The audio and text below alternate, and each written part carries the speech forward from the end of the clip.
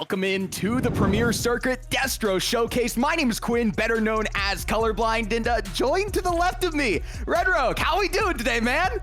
What's up, brother? How you doing, man? I mean, you and I know each other well, but I'm obviously new here. Privileged to be here.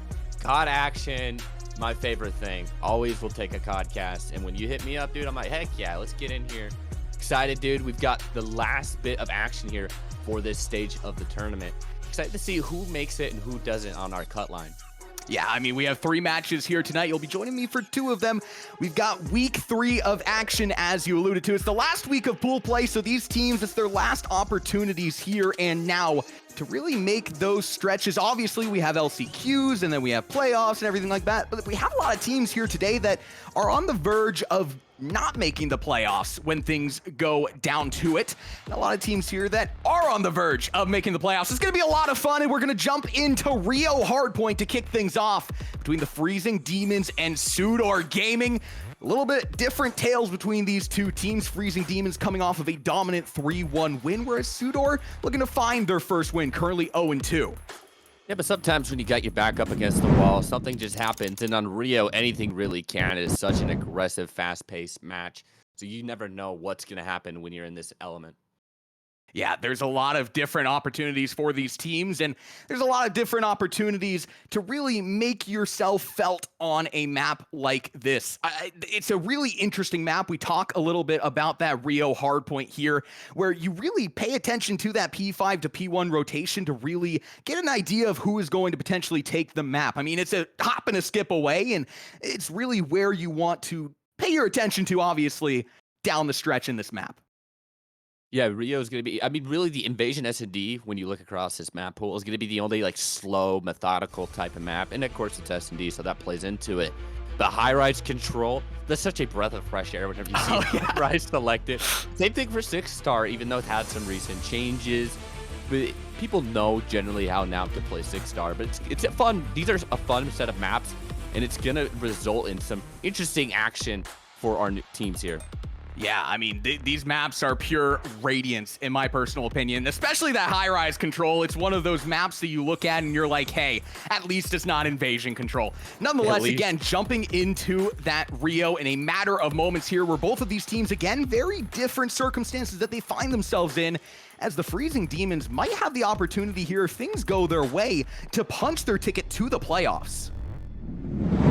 Starting to embrace the radiance here of Rio, and it's our first game of the night. Sudor Gaming off a little bit of a cold game, taking on the Freezing Demons, who are off of that hot matchup. And we begin with the highly contested P1. It's always just a grenade fest throwing over those walls, but it looks like the hill control is going to go the way of Freezing Demons. Sudor in their traditional green, Freezing in the pearly snow white.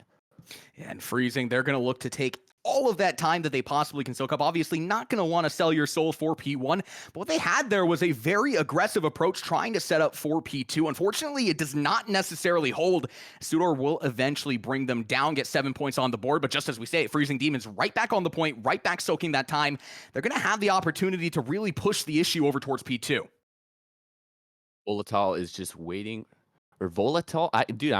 I'm always curious when I get into these new casts, like, hey, how do you say your names? Because there's always super cool names, but it doesn't even matter.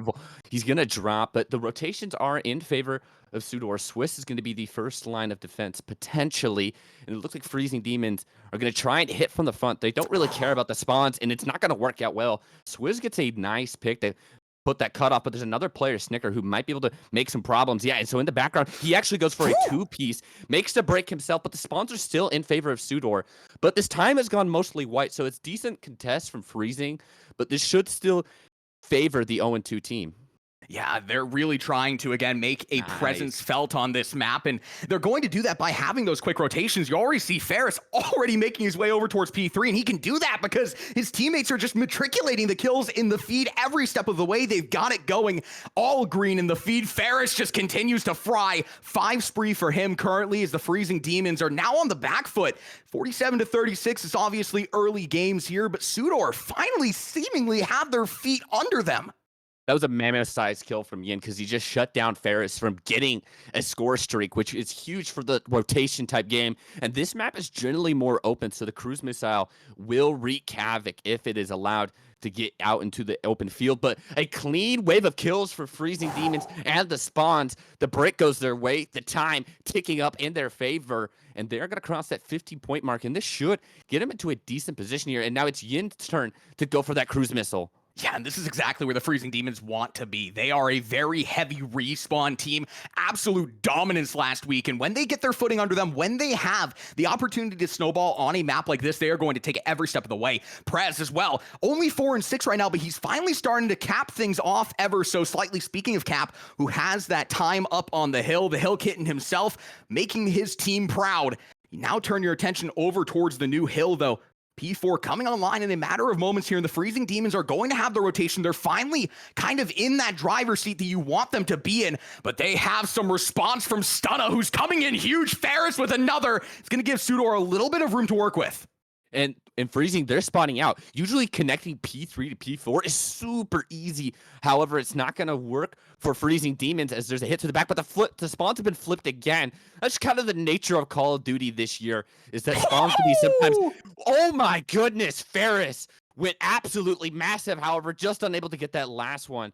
But those are some big kills, and this spawn and this hill are just getting flipped constantly. This time does look like it's going to go to Sudor, but the eyes for number 7 of Cap, he's already making a rotation towards this top of that mini-map. Yeah, and they're really shutting down Prez. This is a player that you want to look out for because he has been a dominant force for this team. So far, 7 and 9, and you're waiting for him to just hit his stride on this map. Instead, it's Ferris, 13 and 8. And with Sudor, when you're down 0 and 2 on maps, on the series, on everything up until this point, I mean, you really need a player like this to stand up for you. Freezing Demons will have this rotation to go their way. Ferris trying to get active into the hill, but unfortunately, he's going to get cut down by Snicker, and that's going to give the opportunity for the Freezing Demons players to hold for some time. And again, this game is a lot closer than you might have expected it to be when you were looking at everything on the papers. The slaying right now from Sudor is high voltage type stuff, but Freezing Demons, they're just playing the rotation game. Their slaying is about even for everyone on the team. Sudor does have some pop-off players, but Stunna is one of those players who needs to pop off. However, he's going to get cut down by Cap as he tries to approach the hill. But it looks like after our first rotation of hills, it's going to favor Freezing Demons. But Sudor, when you talk about this P1, you're now going to start to have trophy systems that are going to be available that you didn't have on that first rotation. So you're going to get more time at this P1. But just like that, right now our hills are very hot potato-like. It's just going back and forth, breaking very easily. Swizz is absolutely lighting up that kill feed, but Prez is going to have the rotation. We talked about it here. We talked about the importance of chaining these hills together. Sudor was able to get into P5 in the last seconds, but Freezing Demons had the opportunity to break on into P1. They do exactly that and soaking up that time, and now you really start to sell your soul a little bit on this hill. Volatile will come through, finds 2, and completely flips it on its head. 36 seconds left on the board. Freezing Demons again going to be trying to hit from main, but now you're starting to see Sudor look to continue to solidify on this hill. Yin gets chopped down. Nothing that you can do if you're the Freezing Demons, but just hit the regain. 23 seconds left, and Sudor, not only do they have P1, but they're going to have the rotation over towards P2 starting. And Freezing Demons didn't adjust from that last set of rotations. They're not playing for the spawns again. This time it's going to be Sudor who's in position. And it's so, as soon as somebody starts popping off, they get immediately cut down from that score streak. Ferris is now in a great position to do it again. Wow, how did he get that kill to the soda machine? He will be dropped down. Nice little drop shot kind of going around that soda machine. But look at the rotations. It's Sudor. They're going for a more bunker setup. They're congested into that corner. And Yin, number 6, is going to be looking to make that break. And Ferris is going to have a potential fight towards the back to try and hold the line. And there's a spawn out from Stunna. Yeah, this is something. It's starting to get a little bit mixy here. Sudor has to hold. They've got to get the kills to justify. They are just 1 point away from breaking into the lead, but Disaster strikes onto the hill, and the disaster is the frigid cold being felt by the Freezing Demons. They're going to hold on to the lead in the nick of time, finding their way onto this hill, but Sudor, with these spawns, have the opportunity to chain over towards P3. Freezing Demons are going to feel confident in their positioning right now, just continue to hold, soak up this time, but they're eventually going to have to go through the blender that Sudor is setting up here. And you have number 2, that's Volatile, towards the upper side of the map, who could potentially wreak a lot of havoc and potentially throw a little bit of a wrench in the Freezing Demons rotation.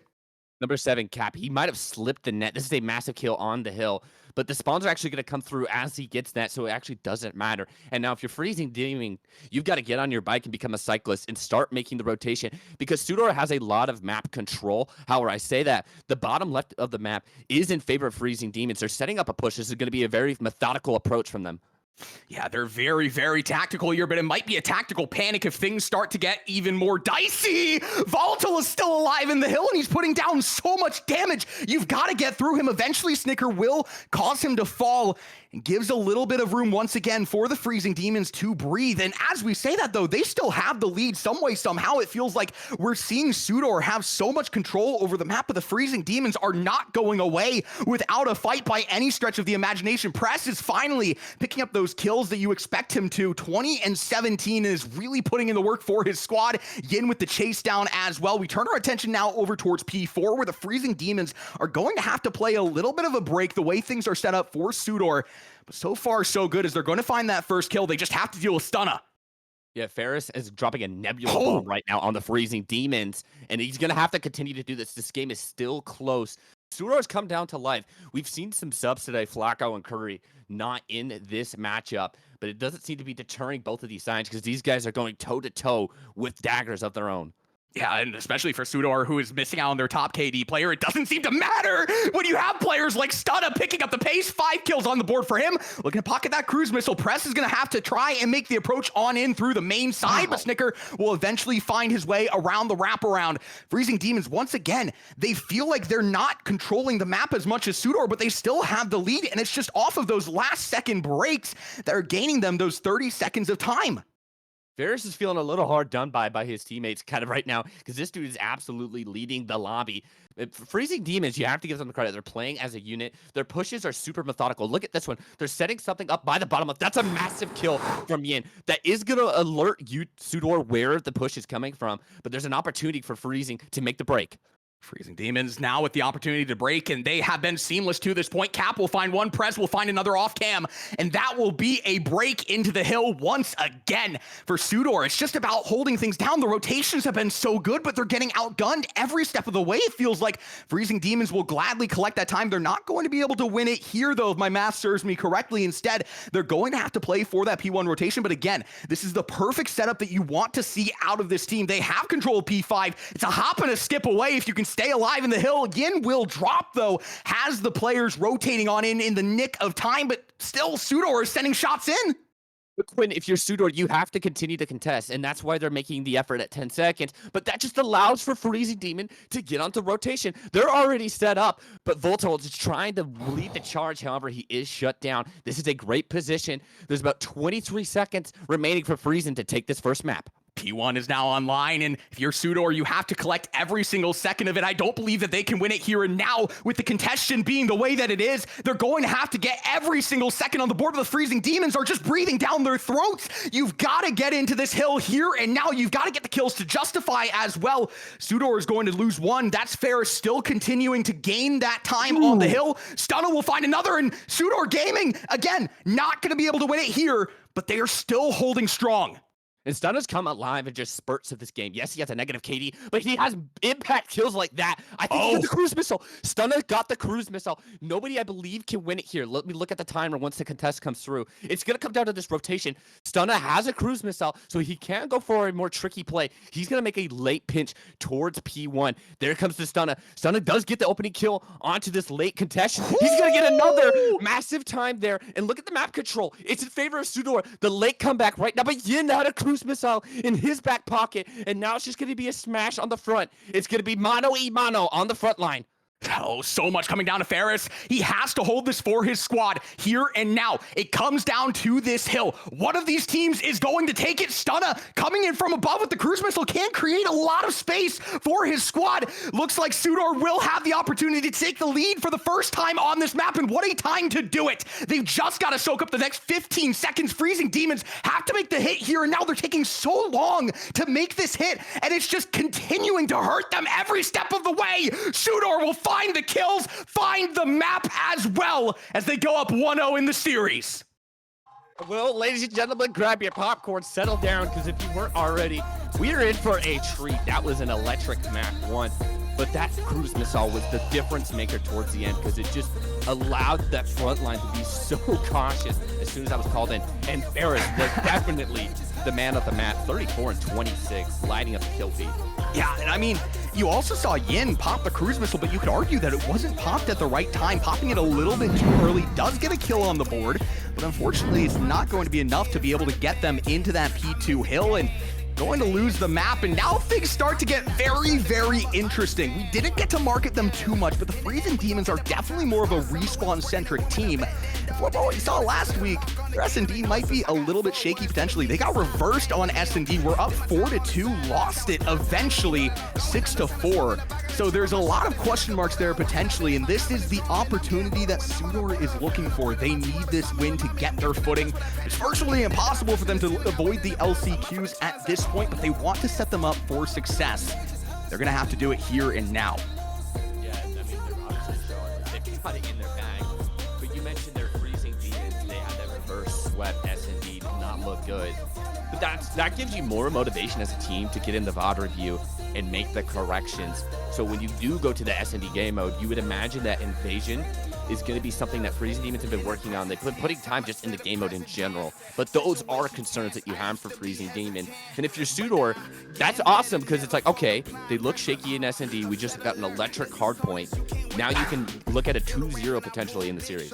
Yeah, and the craziest part about that hard point is the fact that they were trailing the entire time virtually. I mean, Freezing Demons had the control, but we talked about it. It didn't feel like they had the map control that well.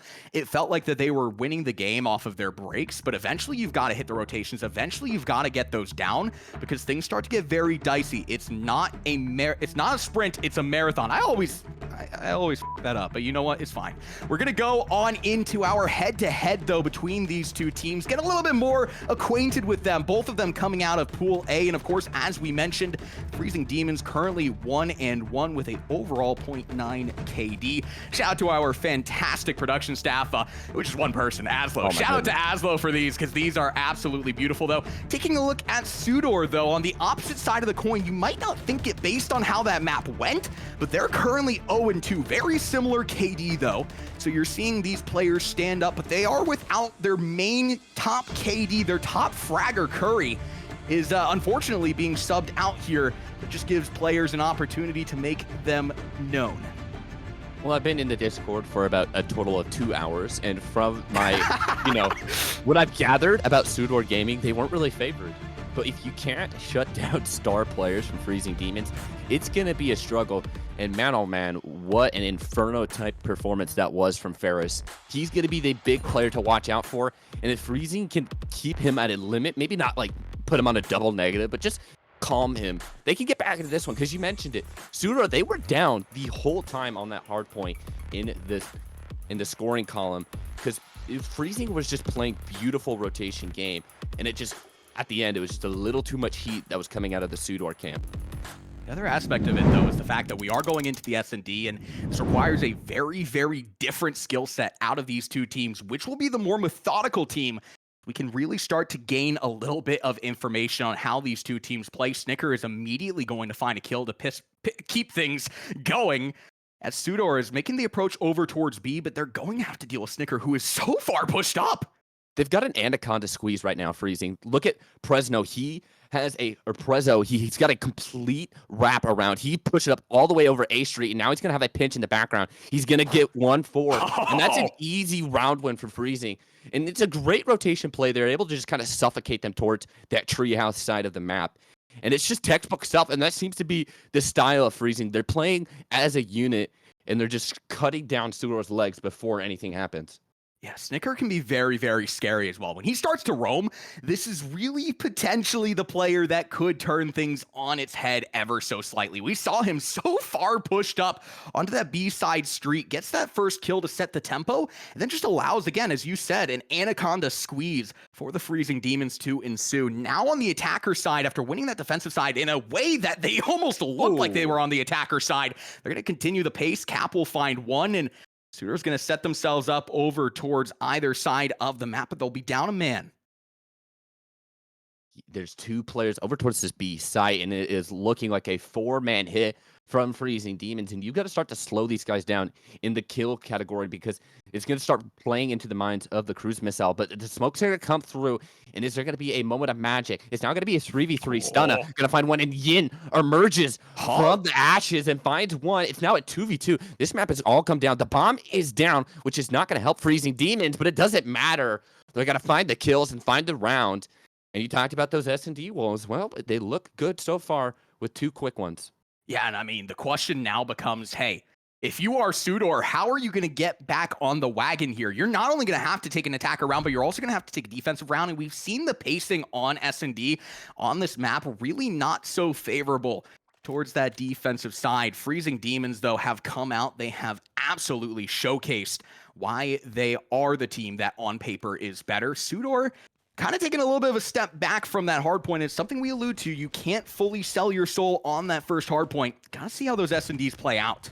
This is a completely different look from Freezing. They had a heavy stack B, and now this time they're full forcing towards A, and it's going to result in Stunna getting a team kill.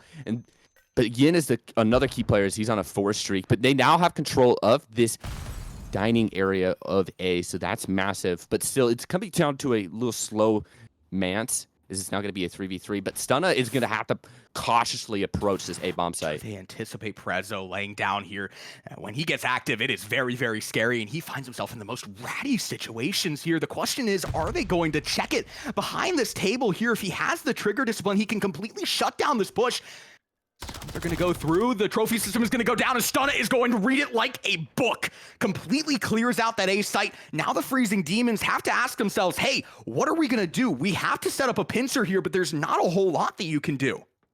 Yeah, they're split right now as well, so it's going to have to be a coordinated push from opposite sides of the map, and it looks like Cap is going to make the first aggression here. However, the bomb is down. There's 35 seconds now on the clock. Here comes a late pinch. Cap does have to move. Is there going to be any sort of sound? I don't think he's going to get this one. 1v3. Bomb needs to be defused. Shot in the back. And Suitor sticks their fangs into the Demons to get around on the board.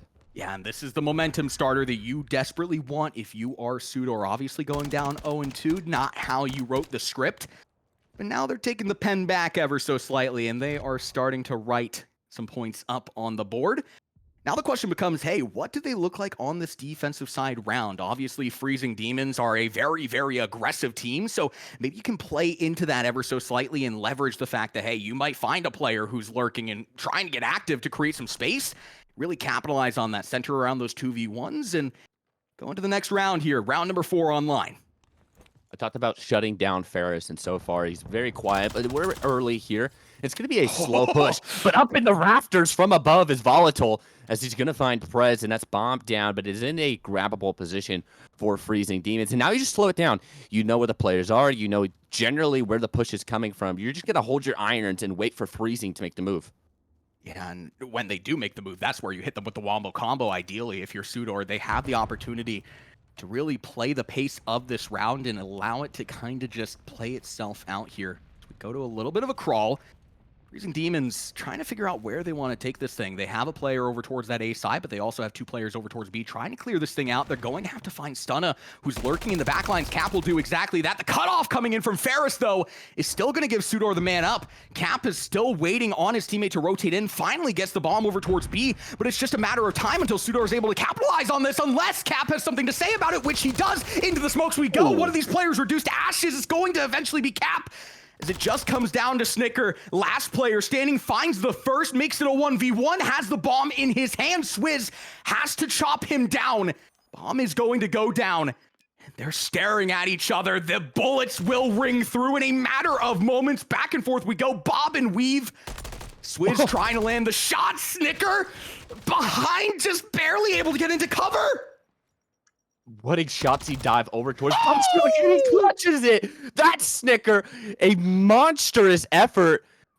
What a play, as he just called on the power of the cosmos to make that jump over towards the bulldozer. And he just, I mean, Swizz had to play, but the movement from Snicker is what was able to get that one done. I mean, that was a ballad right there. Out of Snicker. What a way to close. Man comes out of the smoke like he's Batman, plants the bomb, and then some way is able to avoid the hellfire coming in from Swizz. And again, this is where the Freezing Demons get very, very dangerous. It's that individual pop-off ability. You talked about Ferris potentially having the opportunity to do that. I don't think the COD caster is all too accurate, but really haven't been saying his name a whole lot there. It will show it on the bottom right. Oh my God, Snicker, stop it. You have to stop. He has to stop. Bomb is down. Yeah, bomb is down in construction. And look at it again. Prez is making this pinch. Does Sudor read this? But it's not going to really matter. Even if Prez dies, he at least gets the info of where Swizz is. Now the info's given up. Prez is alert, but Swizz somehow escapes the grasp of the Freezing Demons. But it's only a denying of the inevitability. And Freezing Demons, they're going to go up 4-1. Yeah, and for them, I think that they are praying and hoping that this is not a repeat of what we saw last week against their previous opponent. I mean, they were up 4-2 last time, got reversed. And again, in a spot like this, obviously, you know, in that series, the respawns were what was real pure dominance out of them. They're already down 1-0 in this series to Sudor. So the question becomes, hey, can Freezing Demons this time, can they right the wrongs? Can they keep that momentum going? Or is Sudor potentially going to find a wrinkle, have an opportunity to find themselves back in the mix of this? It's going to have to come through a defensive side round, though. It looks like we're going to see an A Street hit, and it's going to come down to Swizz, but there's also a lot of pressure towards B Street. Baltoon in a very aggressive position, laying right on the end of an explosive van. He's going to have to run over towards CD, and he's in an aggressive position. But Freezing Demons knows he's around here somewhere. This is a massive 1v1, and he don't bet against Snicker. 6 and 3 on his KD. It looks like Codcaster's a little glitched. Just refer to what's in the bottom right, but an impressive performance nonetheless from Snicker. Yeah, man's putting people on skates. And this is when, again, things start to get a little bit dangerous if you're on the opposition of the Freezing Demons. When they go a man up, they have these players that are just going to lurk and pick you apart one by one. The approach over towards A currently as things stand, looking pretty good, but Ferris is going to try and get active over towards the side, does cut down press, but eventually Yin will be able to find the capitalization onto that. Last player standing is Swizz over towards the backside of the map, just trying to be the cutoff for this bomb plant, but it looks like Yin is going to get it. It's a matter of timing, but he's not going to be able to. Cap will have the back of Yin, and the Freezing Demons now one away from evening us up in the series. That's a razor-sharp adjustment from Freezing Demons to keep yourself on your toes. It was a read round. They put players all across the map. They wanted to scan where the defense was and react off of that. They got the information that there's an opening towards A. They isolated the player out towards that bridge side street of the map. And they're just able to work the bomb site perfectly. That's just textbook. And that's what the story has been so far for Freezing Demons. And they have themselves an imperious 5-1 lead. Yeah, and at this point, it's going to be very difficult if Sudor wants to find themselves back into the mix of this. No 4-2 precedent anymore. The Freezing Demons now have the opportunity to put them in the chokehold and choke them out. But just as we say that, Press going to get a little bit too aggressive. Ferris will find the kill up on the board and find so much control over towards that A side. Is going to allow Volatile to get that plant down. Now hold on. Wait a minute. Sudor now have some momentum in this round, now have an opportunity to respond, continuing to matriculate the kills, but Snicker will come in from behind and now is going to start to get a little bit active towards this bomb plant. Snicker was on a late island play, but he still has to go for a lot more if he wants to clutch. Just want to keep his team alive here on this round. Snicker is playing very slow. It seems like Freezing Demons are okay with playing at that snail pace, and now it's going to come down to a 1v3. 12 seconds on the clock. Sudor's going to put up a round, and in the back of your head, you're thinking about those S&D woes where they got brought back in the late one. This is an impossible situation, but with that in your brain, just give it that little bit of a chance for Sudor. Yeah, I mean, for Freezing Demons, I mean, all things considered, they have about 4-round, now 3-round cushion, all things considered. So Sudor is going to have to claw their way to a round number 11 if they want to stay in this. Usually you'd kind of write it off here, but of course don't want to write off anything until the old fat lady sings. I don't remember if it's the old lady or the fat lady, and I feel like I just offended people either way. How would that? I'm trying to remember too, because I know what you're referring too as well. It's whatever. It's all good. I won't tell anyone. Oh, Snicker! That was absolutely nasty. What a read out of him to know that Volatile has been playing that angle and completely opens this round up for the side of the Freezing Demons, who want to end it here, and now complete control over towards that A side, backs all of these Sudor Gaming players up over towards the B street, where Press is in the waiting hands from behind as well. Yin will try and capitalize over towards B side, but hold on, wait a second. Snicker with the overextension. Yin eventually gets dropped as well, and now Press just has to hit some shots, but not going to be able to, as Cap, you blink and he's the last player standing. And they know where bomb is. They're setting up a triangle around it. It is the strongest shape, and it's going to be the strongest route for a win. Sudor, hold your horses for it. Hold your horses. You said it was a cushion.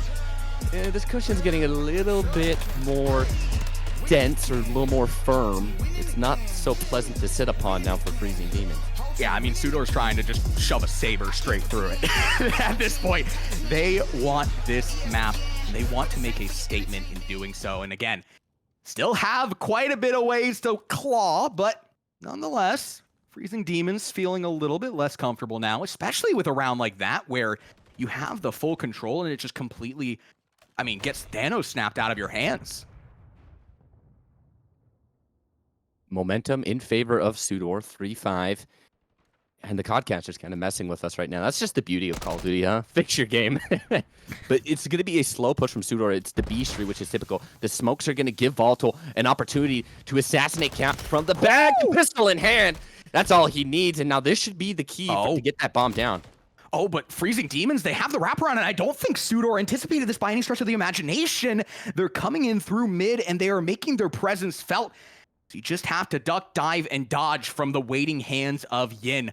Extended into the rubble here and has a very, very good potential cutoff for any players that are going to try and make their way through B Street. Swizz, the other side of the wall here, sending some shots in, but he's going to be spotted out. The turn and burn onto Yin. Oh my goodness. Now is eventually going to be taken down by Snicker, but they have to dedicate all their players towards that side. They know where both of these players are going to be playing from. 2v2 situation with the bomb down. Sudor looking to use this bomb as the additional third player. Time is on their side.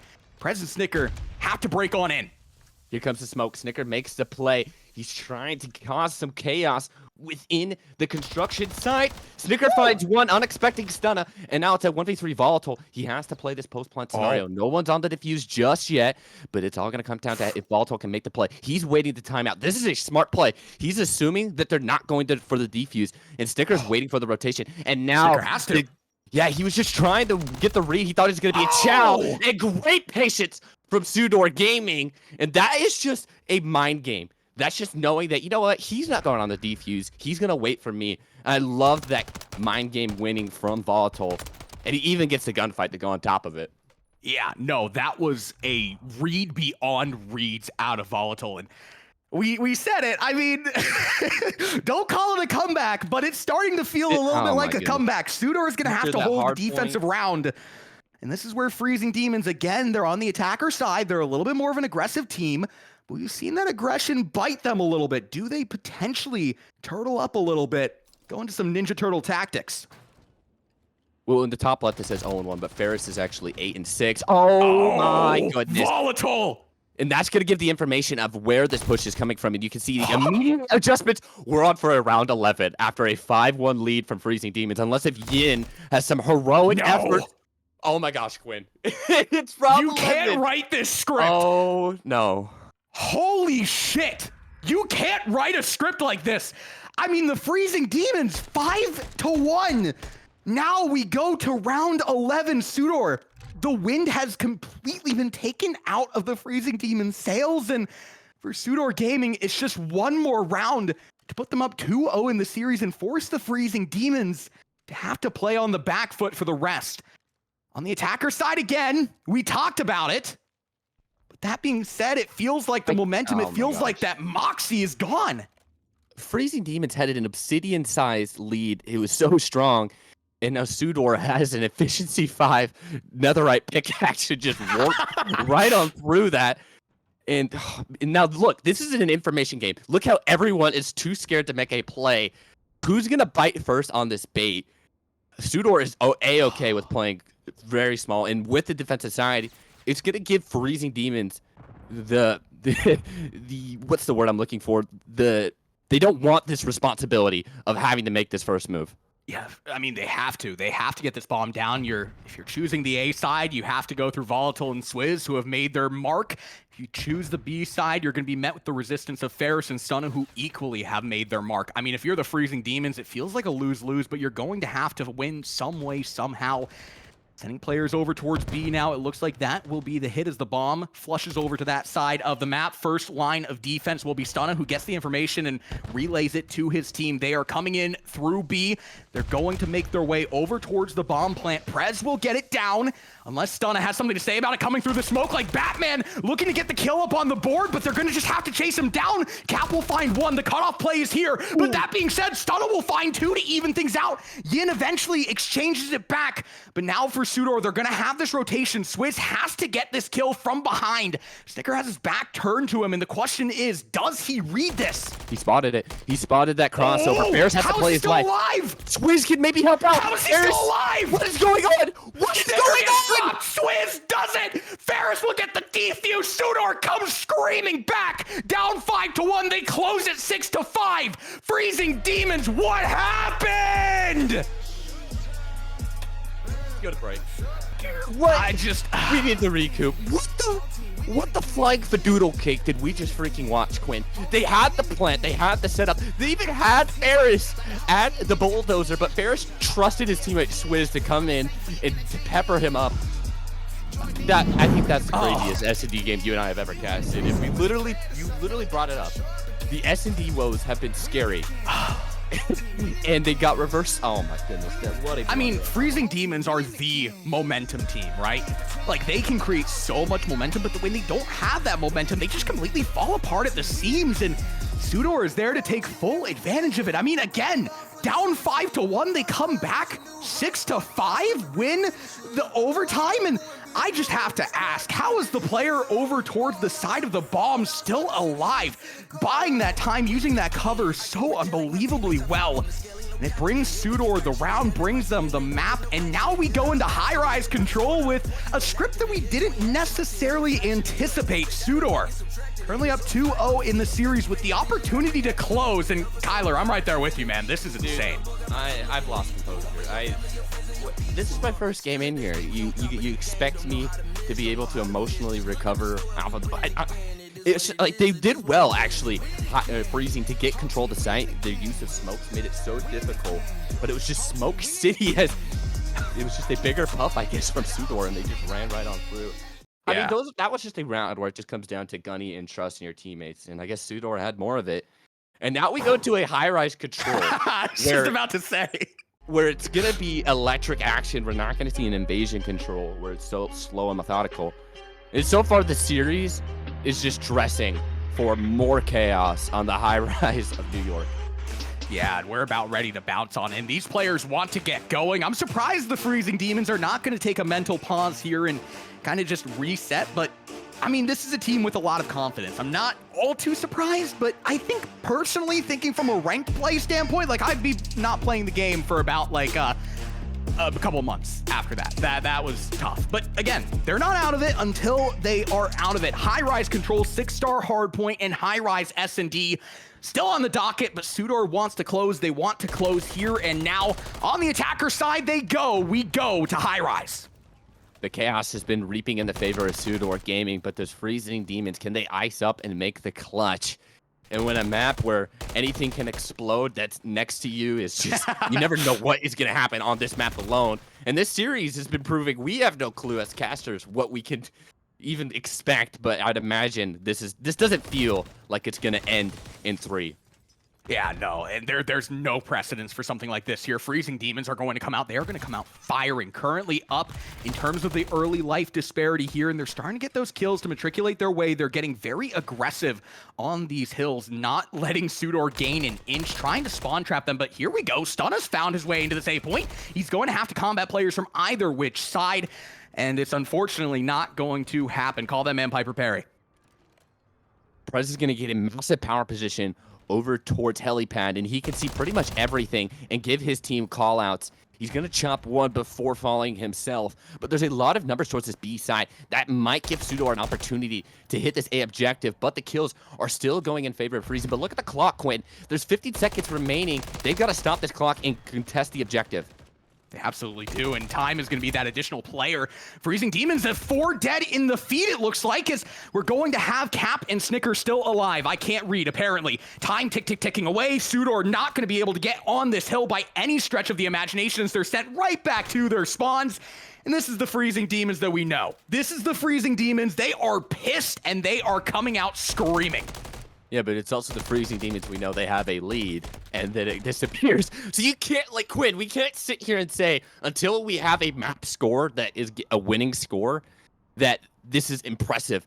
But there was a very clean round. They got key power positions.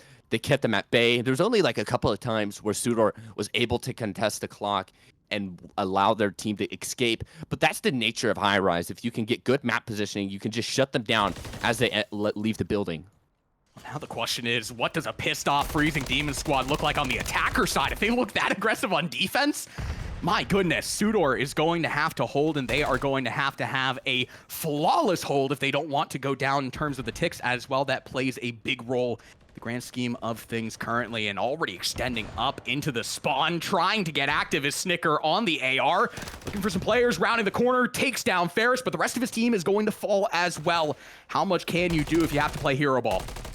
Snicker is waiting. Oh, that's the teamwork that Sudor's been showing. They bait one, and then another comes in and helps with the cleanup. Volatile that time from up above on helipad, but here comes a push coming from Freezing Demons over on this A side. Oh, and through the crack. Cheeky angle from Volatile. However, he is traded out. Yin with a double this time, and the kill feed is very even, and that kind of favors the offensive side. Yin has to push forward, but he's going to get chopped down, and now the A objective is going to be slowed down. 36 remaining. Is Freezing going to get something done on this objective? Press is buying them just enough time to get rotated on into the hill and get this time up on the board. Looks like they will walk away with the tick advantage regardless. First tick on the board if Swizz can drop, which is exactly what's going to happen. You still have to deal with Stunna, who's going to fly in the nick of time, but not going to be able to get through Yin. Now in the grand scheme of this map, Freezing Demons will have the lead. Now the question becomes, can they continue to hold? Can they continue to matriculate this time their way? Still losing progress over towards A. Eventually, Sudor will collapse onto the hill, but just as we say that, Press found himself on B.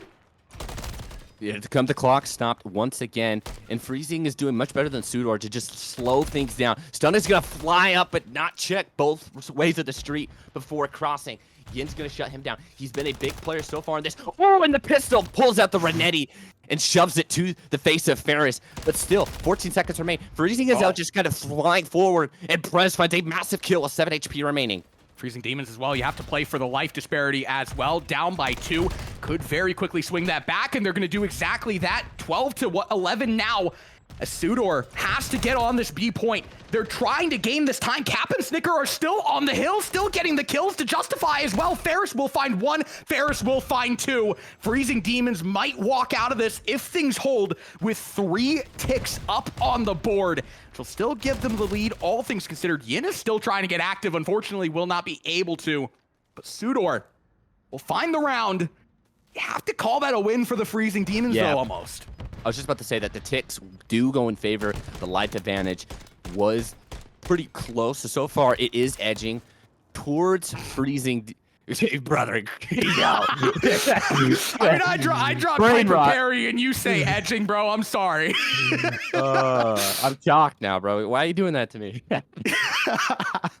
Hey, it's just the name of the game, brother. But you're making a good point. I mean, it's definitely Freezing Demons. They have those ticks going their way. Now on the defensive side, and again, you anticipate them to potentially get aggressive, which is what we've seen up until this point. Yeah, oh Mia, oh my. They were just kind of pushing through their attack, Sudor, and now they're going to have to try and replicate some of that. And they're doing good. Stunna's getting on the objective, allowing his team to buy some time for them. And now he's playing his life. Well, I shouldn't have talked. Cap throws a grenade, catches him out. But Freezing Demons, it looks like we have some good, solid defenses. They're able to just hold their lines. But when someone like Volatile slips the net, it could cause chaos. Oh, Ferris is going to make his way into B as well, and it's eventually going to get chopped down, so it's not going to be a disaster. And this is what the Freezing Demons are so good at. I mean, they have just completely locked this thing down, but just as we say, that's a clean 4 dead in the feed. And hold on, wait a minute, things are starting to get interesting. Now for Sudor, they have the opportunity to extend into these spawns to get these kills. Yin is going to get spawn trapped. Now Prez coming around the corner, next man to bat up. Prez is going to bat Volatile off of the map, gives them a little bit of opportunity to break on in out of their spawns, try and get onto this B hill, but that is going to be as good as gone. Flawless execution out the side of Sudor. Now with an extra minute left on the clock, they have the life disparity as well, and they're making the approach over towards A. Volatile, this is ratty. Stunna is in their spawn. He lives where they live. He eats where they eat, and he puts them to sleep. He's in their spawn. Look at him on the minimap. He's just living up there. Finally, Cap is going to shut him down, but it looks like the defense is going to survive. But we haven't seen a lot of tick progression go the way of any of these sides, and this is a massive round for Sudor. Yeah, currently tied 3 apiece. Sudor has the opportunity to go up in ticks, but obviously Freezing Demons are going to have another attacker side, whatever way you cut this thing up.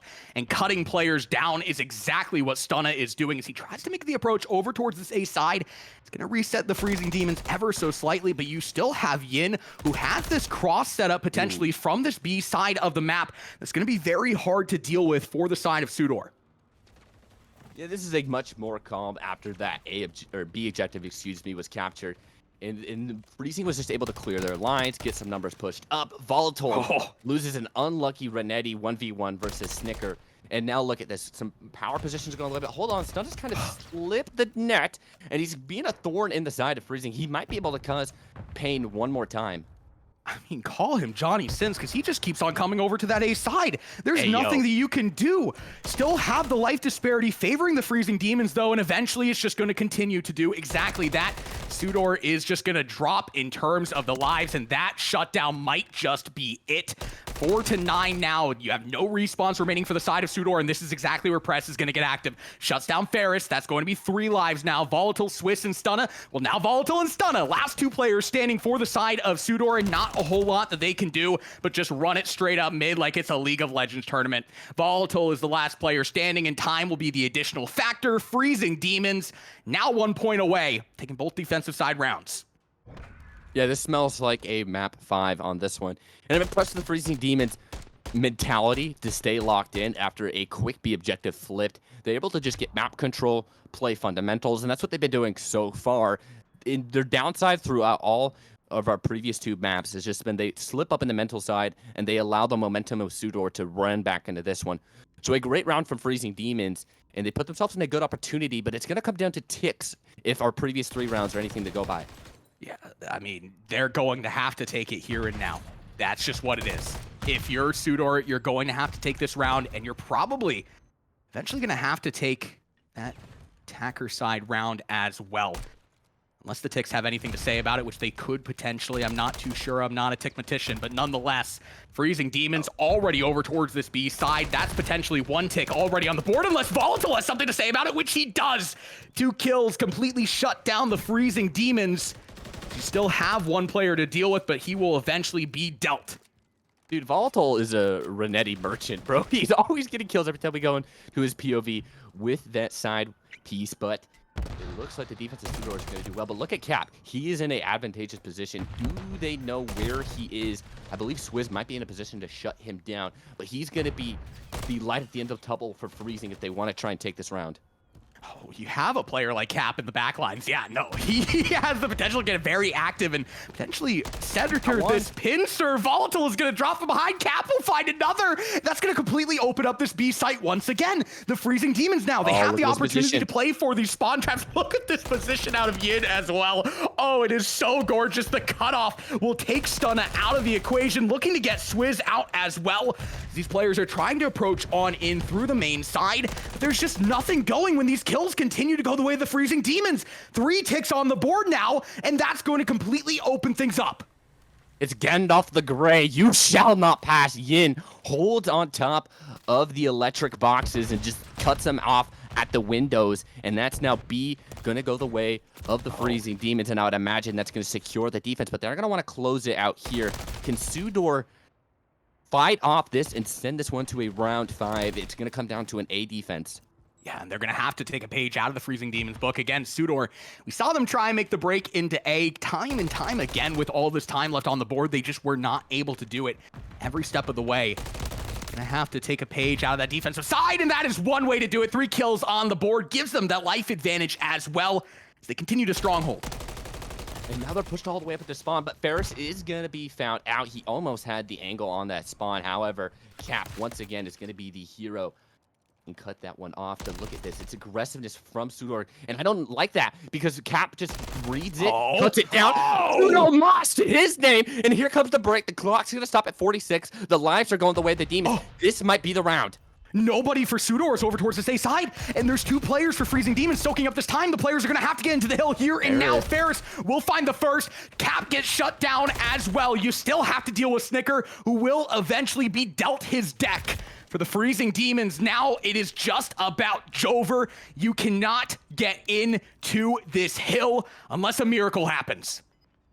Freezing Demons are being held at the line now. There's 30 seconds. That time is going to be a massive factor. However, Snicker is bursting forward like prime Adrian Peterson.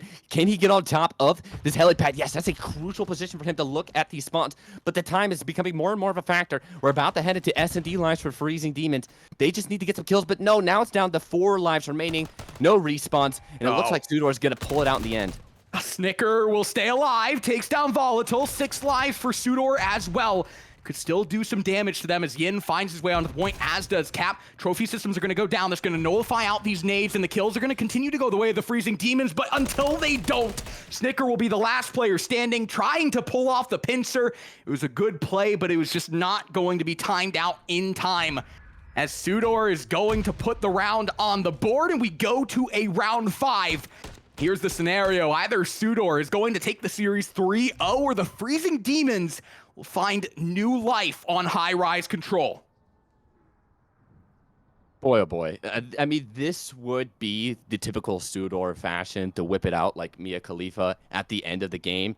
But Freezing Demons, they have the good position. They have the strong advantage on the defense, but I never know casting control because you always think, oh, it's defensive favored. Whoever gets defense round 5. And then all of a sudden, the carpet gets pulled out from underneath you. But Sudor has been doing this all series. Can they do it one more time in a dominant hero? Well, it's going to have to come through an attacker side round for the side of Sudor, and the question mark is neither of these teams have been able to take the attacker side round, so does hitting over towards A potentially change that? Stunna is going to try and make it his home, but Prez says no squatter rights allowed. Is eventually going to send him back to his spawn, and now for Sudor again at that drawing board, have to figure out what they want to do, but Ferris has found himself into a very interesting spot. He's going to have to kill 2 players round in the corner, though. They don't know he's here. He's going to grab one. He can't get the long-range kill. Yin's MCW just proved to be the difference. So far, it's even pretty much. Sudor has a slight life advantage, but the time is slowly ticking against the offense. They've got to get something together. Our premier circuit green wall. I mean, that is exactly what they have been to this point. Sudor does have the life advantage, but no longer. It is very, very close between these 2 teams as they both exchange the blows. Now over towards this B side, but Volatile has to be a one-man symphony here. Prez will stay alive, and they do not anticipate him in the hill, completely resetting Sudor once again, as they just cannot seemingly pick which side they want to make a hit over to as a collective unit.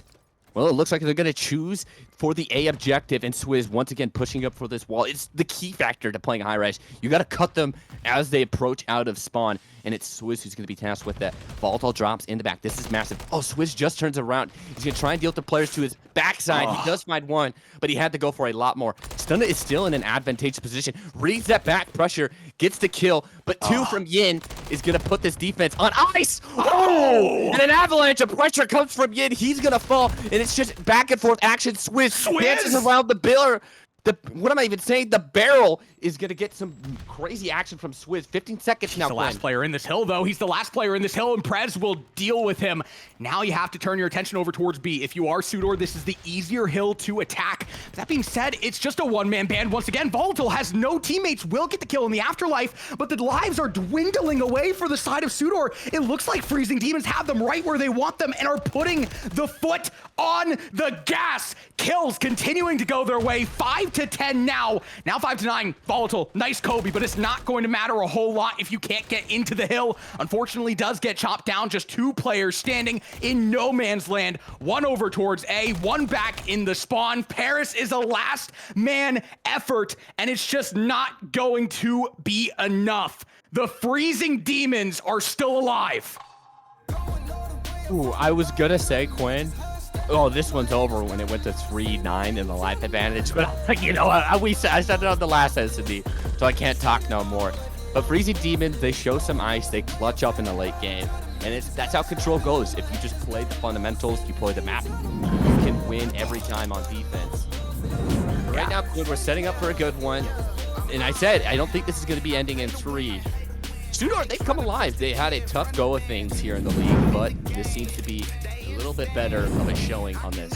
Oh yeah, that they have. But the question mark now becomes, hey, Freezing Demons might have just found their in within this series. I mean, again, it did go down to a round number 5, but they got those ticks leading up to it so they could secure the defensive side, set themselves up for success. So this series very much not over until it is over. We will go to a 6-star hardpoint next. The Freezing Demons keep the frigid cold temps ever so slightly alive, but they're going to have to adapt to the heat that comes with 6-star. 6-star, one of my favorite maps to cast. It is kind of simple. The 3-lane and that water lane kind of makes it very unlikely that someone pushes over towards pool. So it's simple, and yet it does have pop-off moments because you can go over towards vines, that lower area on the bottom side of the mini map. But it's just simple, it's fun, and there are potential pop-off plays. And I always love it when someone becomes a dolphin and makes an attack more like a shark, I guess, out of the pool. I mean, it could be a dolphin attack. It depends. I mean, is it more the ferociousness or ferocity? Or imagine, is it more... imagine if we called somebody a dolphin with the way they attack. That's kind of like an insult plus compliment. You know? I mean, yeah, it's the intelligence of a dolphin, but maybe not the ferocity of a shark. I'm not too sure. I think it's either way. I think you had a good one there. You're the type of person that's like, yeah, my animal is a panda. So of course you would take being called a dolphin a compliment. I mean, bro, I'm a big body. I oh, I didn't mean to throw you to the wolves like that, my boy. Oh, but we're gonna take a nice look at, dude, these graphics are so dope. Yeah, it's a one-man crew from Aslo here. This is pure carry in the production terms. Yeah, no, shout out to Aslo once again. Take a look at Freezing Demons again. They're currently down 2-1 in the series, have their backs against the wall. They find their way back into it. Sudor still looking for that first win, and it's going to be delayed ever so slightly potentially here. Again, unless Freezing Demons have the reverse sweep in the cards here tonight, things are going to get mixy. 6-star hardpoint coming up here, and the question becomes, hey, Freezing Demons, what do those rotations look like? We saw what the breaks look like. Flawless. Mwah. Picasso. Beautiful. Those rotations were very, very suspect on that Rio hardpoint. Look for them to potentially shape those up, and again, keep this series alive. P1, online, ready to go. Stunna, the substitute, has been a force to be reckoned with. However, Freezing Demons was able to get one map, and now we head to 6-star. And this P1, as every P1 goes, is always a nade fest, because they just kind of, everyone gets funneled into the middle, out of those middle lanes, and you just throw your tacks over at them, and it makes it so difficult. But it's going to break the way of Freezing Demons on this early push here. And you can kind of see the time's not going to be a big factor. It's all about that rotation game, Quinn. Yeah, it's all about those rotations. It's all about those spawns as well, which Sudor getting the good side of the map, continuing to hold it, look for a little bit of time up on the board. they're starting the rotation already. That's Volatile heading up over towards that P2 side of the map, but he's going to have a lot of Freezing Demons players following him in tow as Prez looks to get active over towards that side of the map, takes Volatile out of the equation, takes Stunna out of the equation as well, and the Freezing Demons, not only are they going to start off with that time on P1, but it looks like they're also going to get the rotation into P2, and these rotations starting to look a little bit more prioritized. Yeah, they're able to funnel the troops in Sudor Gaming. Yes, the slaying was going the way of freezing, but the spawns were allowing numbers and numbers to come up through. And Cap, he finds one, he finds another, and now he's going to try and sneak through the back and finally cut off these reinforcements. A little reload of the Rival 9, a fight at the what are these, the vents? A little Sasaka as he gets the imposter out of there, and they're going to make the break. Oh, brother, they should take your mic now. Freezing Demons are going to hold for the time. I said edging. That's horrible. That's horrible stuff, but I appreciate it nonetheless. Freezing Demons gonna appreciate the time that they have been able to garner. And again, we talk about the rotations. Freezing Demons looking like a completely different team. And the way that we saw them with those holds as well, the question marks are starting to go away, Kyler. A cruise missile already in the back pocket of Yin. However, the spawns are in for Stunna, but the time is going the way of the Freezing Tundra of the Demons. And it looks like Cap is trying to play the slow, patient, methodical play, waiting for numbers to hit to the back, but the sun's going to come through. That's going to give the okay for Ferris to make the move, but still, it's Cap who's standing tall, and Volatile has to pull out the Renetti one more time to get that kill. Sudor gonna have the break here, and question becomes, hey, how long can you hold after a break? Maybe seeing a reversal of the script here as Sudor now tasked with the breaks and the holds. Brother. But Cap is just gonna completely send them to the Shadow Realm. My goodness, death from above as he reduces them to ashes, sends them out to the Nebula. The cruise missile MVP gives Freezing Demons a little bit of a scrap. It's not the greatest time to use it, but boy, oh boy, the highlight reel on that one is going to go in. If there's another kill from Cap, right now the guns are hot from Freezing Demons. They are mad about those first two maps. Oh, Sudor's going to have this rotation here, and hold on, wait a minute. Press has to make do with this ratty angle, waiting for his teammates to rotate on into the hill, but Volatile will put him on skates, send him down and out. Still have to hold here, and they're looking to be down a couple of men. Volatile will find the kill off onto Cap, but Yin will be able to capitalize. Finds two, finds the third as well. Ferris is going to fall, and now you just look at Swizz to keep them in the mix. Yin finds another. That's a Quattro Cinco de Mayo from Yin. He's got a cruise missile, and he's whacking them up. You can't stack those bad boys, but boy, oh boy, I don't even think he needs them. Freezing Demons are red hot, which is very contradicting to their name, but boy, oh boy, they are shooting beams. Oh my gosh, moonbeams to be more precise, onto the members of Sudor. And I think we're starting to see that gulf in class that we thought we were going to see in this match. I mean, it's an all-out avalanche here, and now we talk about this rotation to hop and the skip away from P4 into P1. And again, this is where that snowball effect starts to play into things. Freezing Demons have the opportunity to get a lot of time on the board, but hold on, wait a minute. Sudor is going to find a couple of key kills, find themselves right back into this hill, and now for the Freezing Demons, once again tasked with the opportunity to make the break here. Sudor going to collect this time and desperately needing it here as things stand currently. It'd be so poetic, Quinn, if the slaying, I mean the absolute slaying, 20-8 from Freezing Demons Cap. If Sudor is able to make a comeback after that rough start on the first set of rotations, it would just be fitting for the series. But look at it once again. Snickers now comes alive as he gets a nice little three-piece. I don't want to look at it. I want to turn off my monitor. I don't think that we can be streaming this on Twitch. I think our account is about to get banned. And we just got the sub button too. By the way, Twitch Prime in the chat. Freezing Demons, they are dropping haymakers here. They're going to have the potential for this rotation as well if Ferris doesn't have anything to say about it, which he very much doesn't. Coming in from behind though in the nick of time is Stunna and Co though. Sudor is going to find themselves on this point.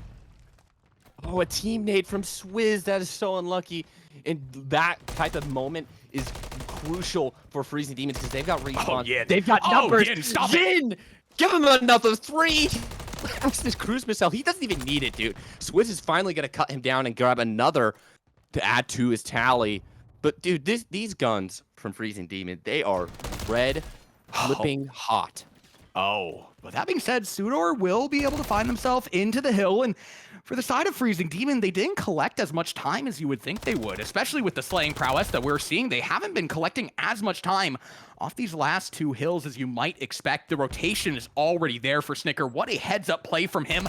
Allows his teammates to spawn in over towards the P3 side of things, as well as the Freezing Demons, now with map control.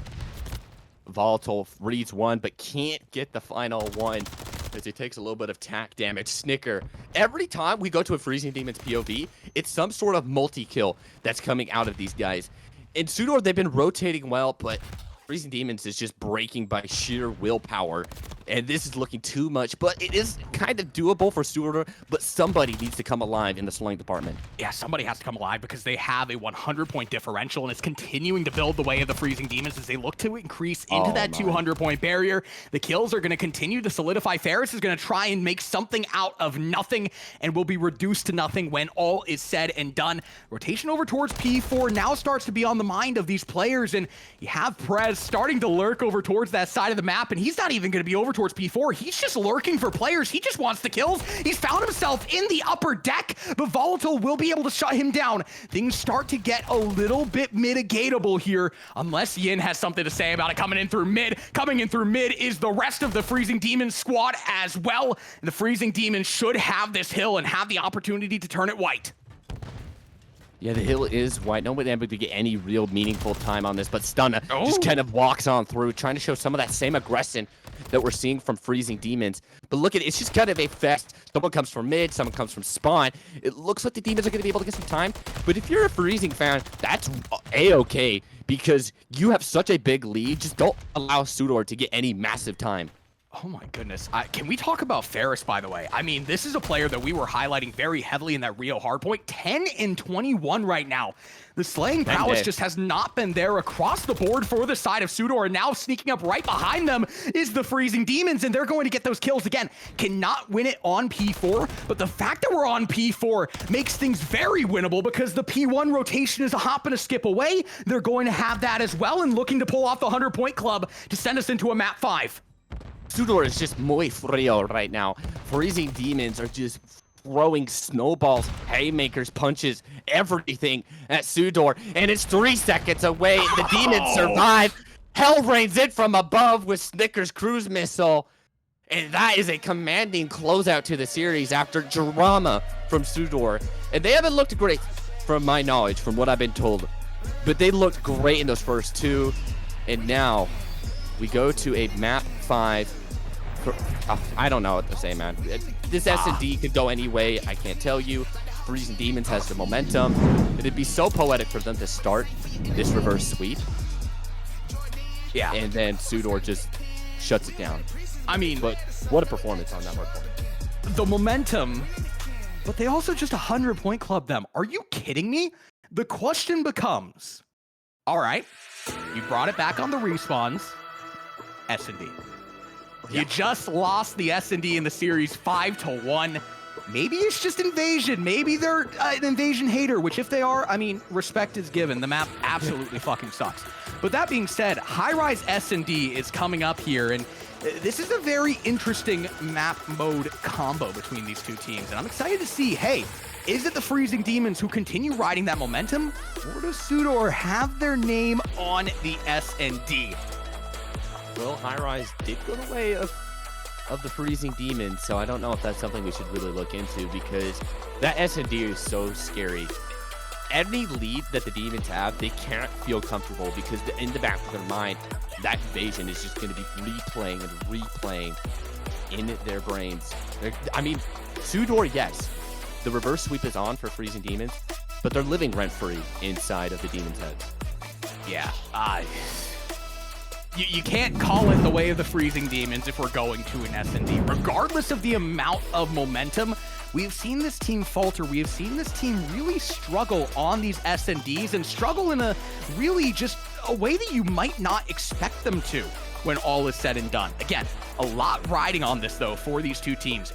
Again, correct me if I am wrong, but looks like the Freezing Demons have the opportunity, if they do take this reverse sweep, to essentially solidify themselves and make the playoffs, whereas for the side of Sudor, yes, you're basically guaranteed to be relegated into those LCQs, but you really set the precedence there as well, where you can really just say, hey, we have momentum going into this. It will all come down to what happens in the Crown Crusaders and Legends of Six game, and it could be a difference of map count, but we really don't know yet. But this is a must-win for Freezing Demons, because if they do lose, I don't know, it could be a mount count. It's not decided, their fate, Freezing Demons, but you got to get this one, and you put yourself into a really good position to get that second place. Yeah, I mean, and the thing is as well, like it has been those respawn game modes. Can they maybe carry into a map like High Rise S&D, where it is a little bit smaller, it is a little bit more prone to giving you some control if you do take things a little bit more frag heavy? Can they leverage that potentially as their calling card on a map like this to kind of reverse the side on the S&Ds? Again, this is not a team that's just faltering in S&D. It's a team that kind of has butterfingers when they get into the S&D. They're at the goal line and they are choosing to pass instead of running it in. Oh, wait, what reference was that, Quinn? Man. Seattle fans look away. Very unfortunate scenes back in 2014, but nonetheless, it comes down to this. High Rise S&D. Will Sudor find their footing once again, take another S&D, and prove that tactility is the ultimate name of the game? Or does the Freezing Demons have that reverse sweep in the cards, and will they cement it on the High Rise S&D? Folks, let's not stall. We're about ready to jump on into the gameplay. You're on the edge of your seats right now. I'm standing out of my seat right now, because between these two teams, it's been an absolute barn burner. Let's get it going. You can't call this series until a team has 6 rounds after that chaotic finish to our first S&D, and it's going to be Sudor on the attack to begin with. Snicker finds one, and through the trash can is Cap. Is a strong life advantage, 4-2 to be precise, over towards the icy tundra of the Demons. Swizz, they're just collapsing in on him. Eventually will find one, and kind of forces the Freezing Demons to maybe not play attacker side on the defense a little bit more. The split here, though, for Sudor, very, very concerning. Unless they can turn it into a pincer, which they do have that life disparity as well, and the pincer looks to be developing the way of the Freezing Demons. 2v3, Freezing Demons trying to ice out this defensive round. And Swizz and who is that? Prez are kind of having a little bit of a merry-go-round chase over towards spawn. Oh, and now Swizz is going to know what's happening. But in the meanwhile, Ferris has gotten a kill in the background, making this a 2v2. And Prez is isolated, so really it's kind of a temporary 2v1 if they can find Cap. But waiting inside that power unit side of the map is Cap. Can he find another? No, it's going to come down to Ferris in the clutch. Bomb is down as well, so he can't get this plant, and Prez knows that, and he is reading it so unbelievably well over towards the opposite side of the map, not showing his face card, and is instead going to give the Freezing Demons the round. Not even going to need the kill on the board, and the aggression, it is rewarded. But again, Sudor kind of swinging back a little bit. They're starting to find that footing on the S&D. And S&D is a game mode where you can really slow things down and allow a team that has a lot more slang over you to just be forced to maybe want to take a challenge. Because the Demons, they were shooting straight as an arrow on that last one. And now it's Sudor who can have the opportunity to maybe play more of a mind game, a more tactical approach. It maybe come down to the fundamentals of the game. Definitely does come down to the fundamentals. And now the side of Sudor on that defensive side, they have the opportunity to kind of just revolve themselves around the pace of the Freezing Demons, but that pace is very, very quick, very hard to keep up with as well. Snicker finding his way over towards that B bomb site is going to have to duck dive and dodge, though. There are players waiting for him over towards that side, but that being said, Freezing Demons are starting to get the life advantage, and it doesn't particularly matter and gives Snicker the opportunity to start roaming a little bit more. Kills are going each way, but Freezing Demons, just like they did in our second map, they take a 2-0 start, and no lead is safe, so just keep that going. But the Demons are continuing that red-hot momentum from their last map into this one. And is there a mentality that Sudor cannot come back from, and this is the test for that? I mean, for Freezing Demons, they definitely are liking this map mode combo. I feel like having the opportunity to play a high-rise S&D is a lot different than an Invasion S&D and plays a lot more into their prowess points because, again, it just allows them to kind of roam. It allows players like Snicker and Press to get active and do what they do best, get those kills to kick off rounds. And for the side of Sudor, again, when you go down like this, sure, no lead is safe, but this one feels a little bit more cushiony. Stun is going to get opening blood, and that's going to be Snicker who's going to drop in replace of that. Ferris finds another massive kill. Now Sudor has a chance to get this bomb down. Whoa, some tomfoolery in towards the site, and Yin spins and does him for a little do-si-do. And it's all going to come down to Yin to clutch a 1v3. 1v3 for Yin, and they have a little bit of information on where he is playing from. Wisely going to get that bomb down, so they'll have an additional player to play around, even though the bomb doesn't technically count. It's a player that explodes. Yin, just not a whole lot that you can do. Realistically speaking, they have the high ground, they have the low ground, they have the surveillance, the overwatch. Sudor finding their first round on the board, and things are starting to play out a little bit deja vu-y here. Similar positioning here, 2-1. Sudor Gaming now on the defense again. I think Friesen's letting a close lead happen, because if they have this massive 5-1 lead like they did last time, they're going to lose. So they're just keeping it close, Quinn. They're keeping it close, you know? They don't want to get too ahead of themselves in terms of their mentality. But that was much better from Sudor. They're able to just win their ones, simply put. I think Prez is switching. What's going on here? Is that going to be a tech issue? Yeah, that's going to looks like a tech issue here. Do believe we're going to resume with that 2-1 scoreline. Nothing got too active in that round, so there's a little bit of questions there as to what might happen, but the results will be 2-1, and gives these teams a little bit of an opportunity to kind of take a step back and reset themselves a little bit mentally as well. I don't know if we're going to need a break in what the current issue is, but I'm curious, Quinn, what would you think? Does that give this extra little time? Does that give an advantage to Freezing or Sudor if you would want to hedge your bet elsewhere? It's a little bit hard to, because obviously Sudor taking that last round there, you know, gaining a little bit of momentum. But in the grand scheme of things, Freezing Demons have looked red hot. Again, being very, very contradictory to the namesake there. You don't necessarily anticipate something like this to happen, but in the grand scheme of things, Freezing Demons up 2-1 currently. Will resume with that scoreline as well. So they do have the momentum. But again, it just feels like nothing is sacred with this team on S&D. Yeah, it really does. And I'm not going to say any more time when I'm casting Sudor Gaming. The round is over, or the map is over.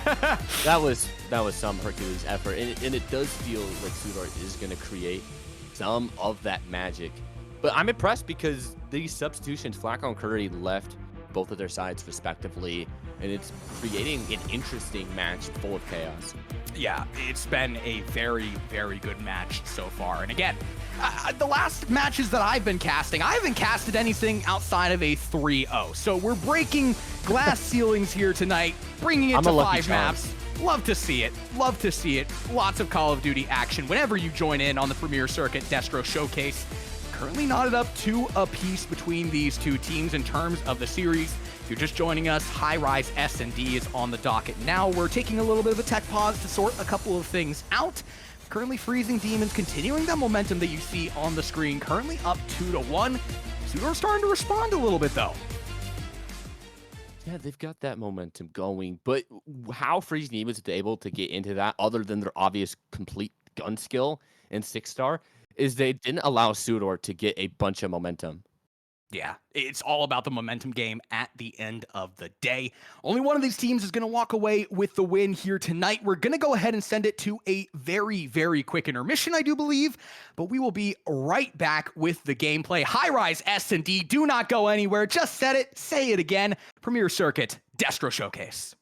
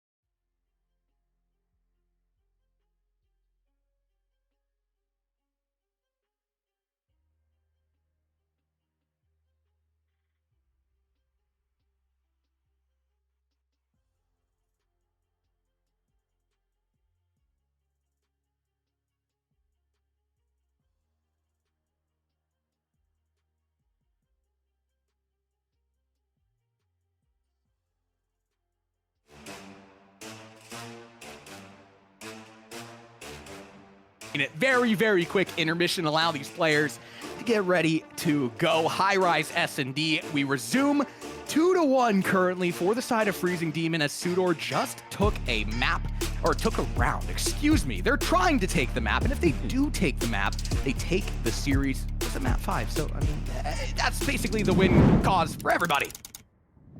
I love this map because I just love to see Rat Tunnel play somebody make that long-winded flank, and I want to see some little crazy action, maybe someone drop on the outer edge of the map, but who's going to have the bag of tricks? So the current rounds are actually 2-1 in favor of Freezing Demon. We'll try to keep you updated on that, but keep that going in the back of your mind.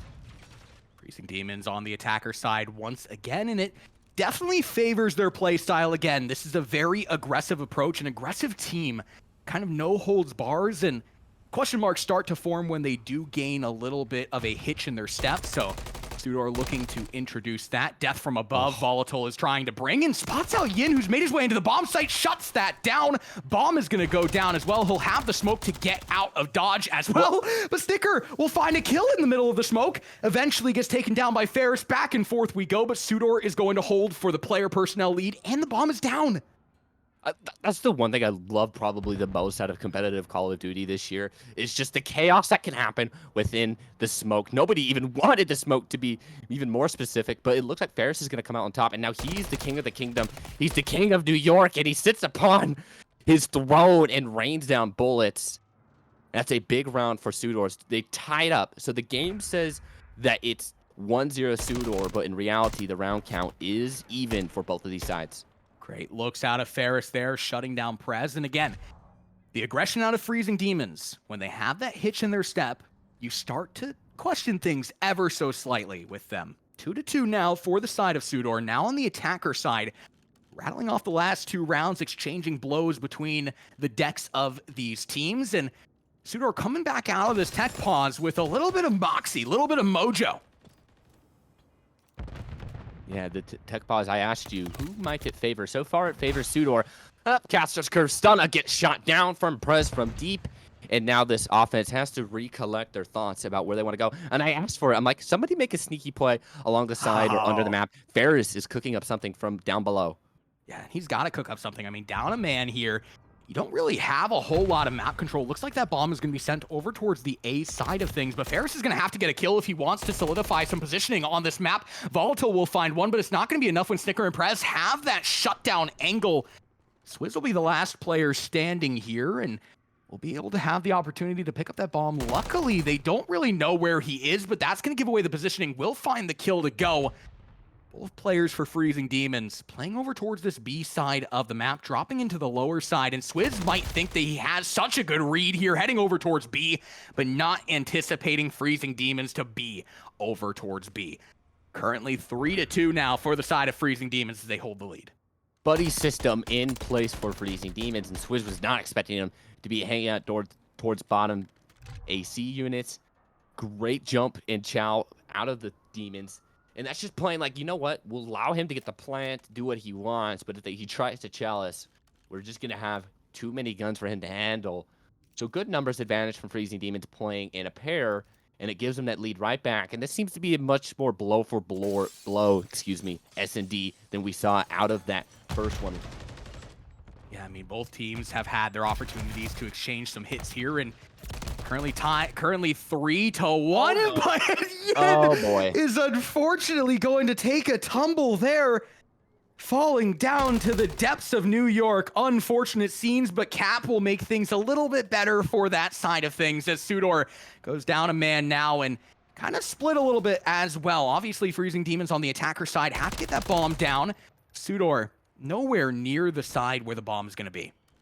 Someone DM Volatile suicide hotline, you know, suicide prevention, all that stuff. Send him that information. He just took a trip down to the streets of New York, like you said, Quinn. But now it puts Ferris in a clutch scenario, and the bomb is going to go down. This looks like an impossible round. And now you have to start thinking in your mind, if you're Ferris, do I want to feed the kills and get them closer towards streaks, or do I want to try and clutch this? Yeah, I mean, at this point, you're still early in the map, so you still do have your opportunity to pick the battles. He's going to pick and choose and go on the offense, but unfortunately, the offense is not going to be very favorable as Snicker is just lying in wait. He's like an anaconda. He's going to wrap around and bring him down.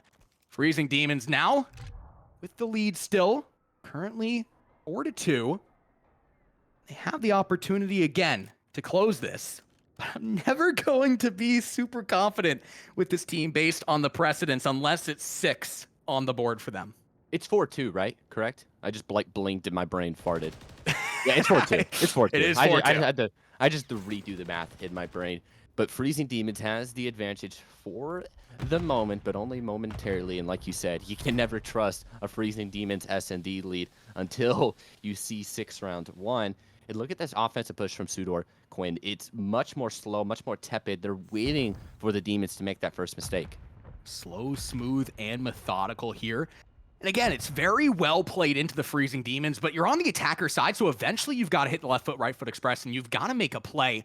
If the Freezing Demons can wait this thing out, I mean, it is very uncharacteristic based on their attacker side defensive mentality, but it would be good looks for sure. There's 40 seconds left. Sudor's gonna have to make a play, and it's gonna come down to the smokes or the mistake out of the side of Freezing Demons. Cap Chows finds 2 players, and now the chaos is starting to break across the map. They're going towards the bottom side of the map. They're trying to make the play over towards here, but it looks like it's gonna be read by the Demons. 2 down for both sides. Swizz and Volatile up in the clutch. Bomb as well. The smokes. Bomb is gonna be picked up for free over towards the elevator side. What can they cook out? They're going to group up towards the elevator. First floor, please. And they're going to climb all the way up. Lying on the floor is Snicker. It's going to be Prez doesn't know.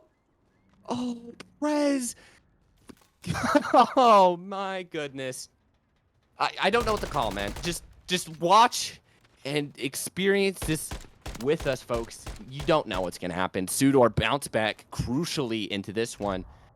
But a hard 5-3 curse is in the area.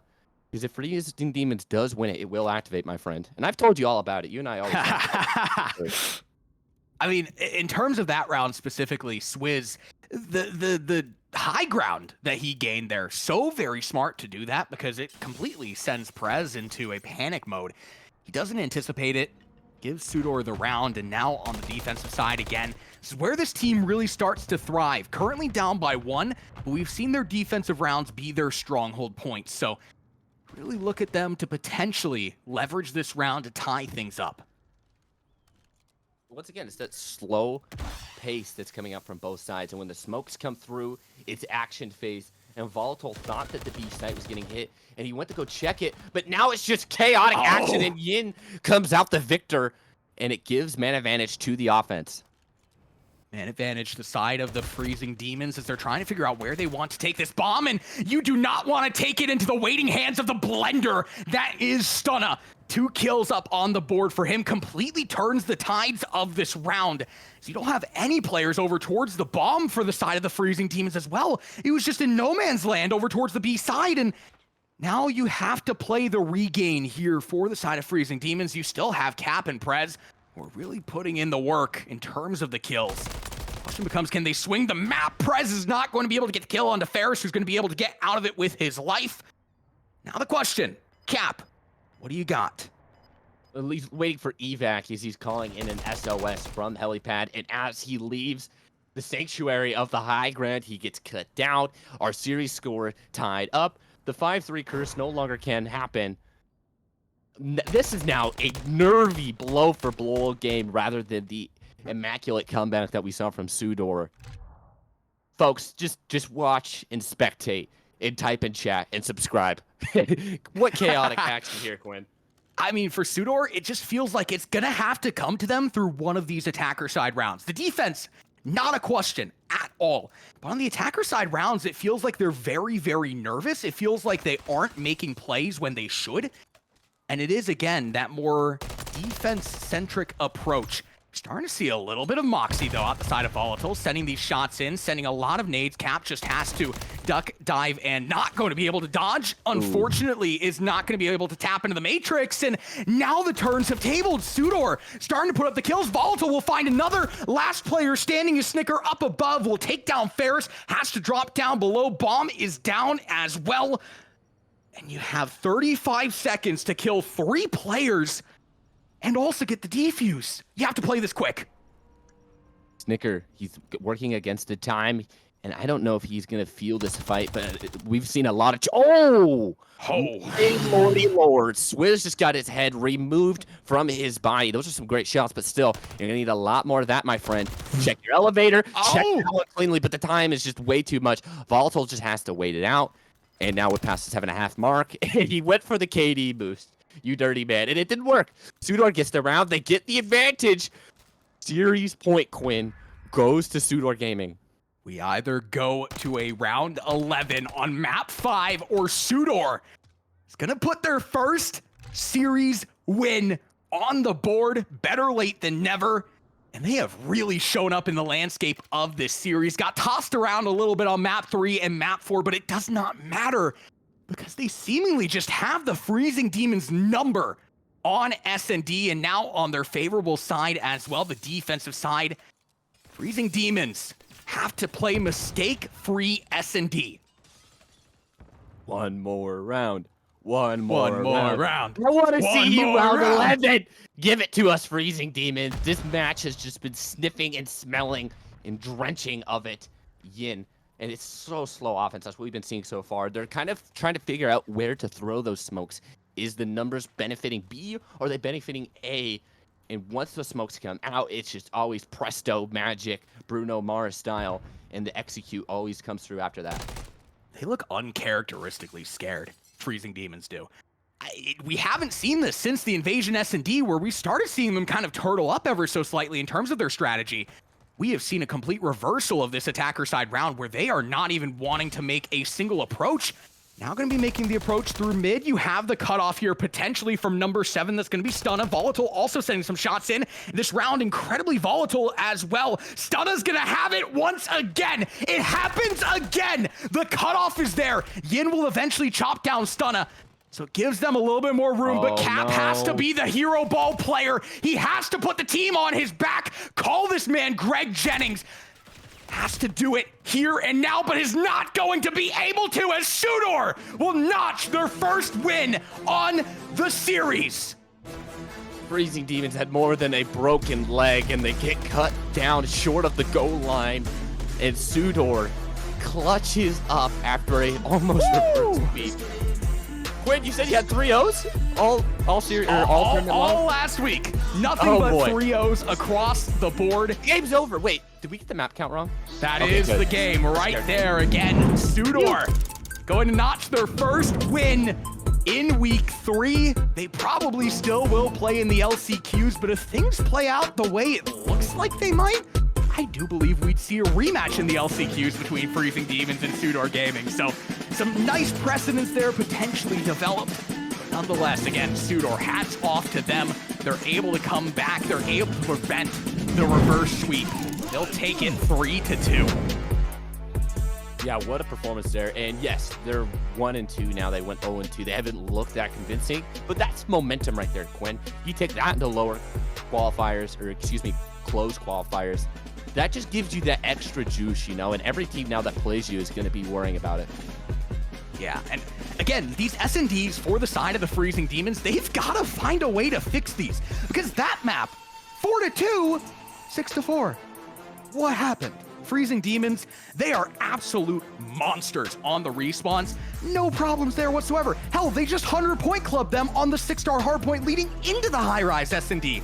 It's just about closing for this team because, again, they have those leads. They have the ability to take them. But unfortunately for the Freezing Demons, they just let one round slip away and the rest follow. Sudor takes advantage of that, grabs those 2 S&Ds. And when it comes down to it, I mean, map 5 is an S&D for a reason.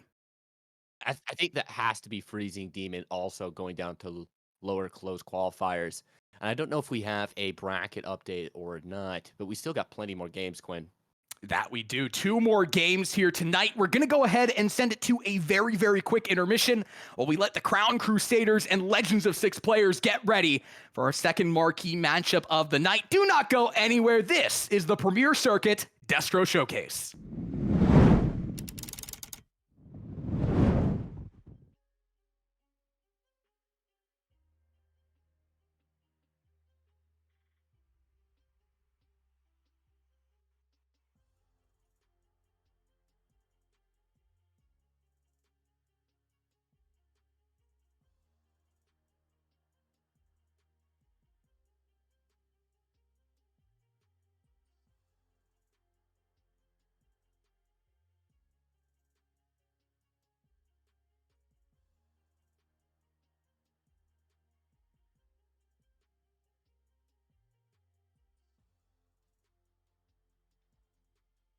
one, or else it can be an absolute just task, to say the least, to try and dig yourself out of that hole. So Screaming Demons did a good job. They won the rotation. And now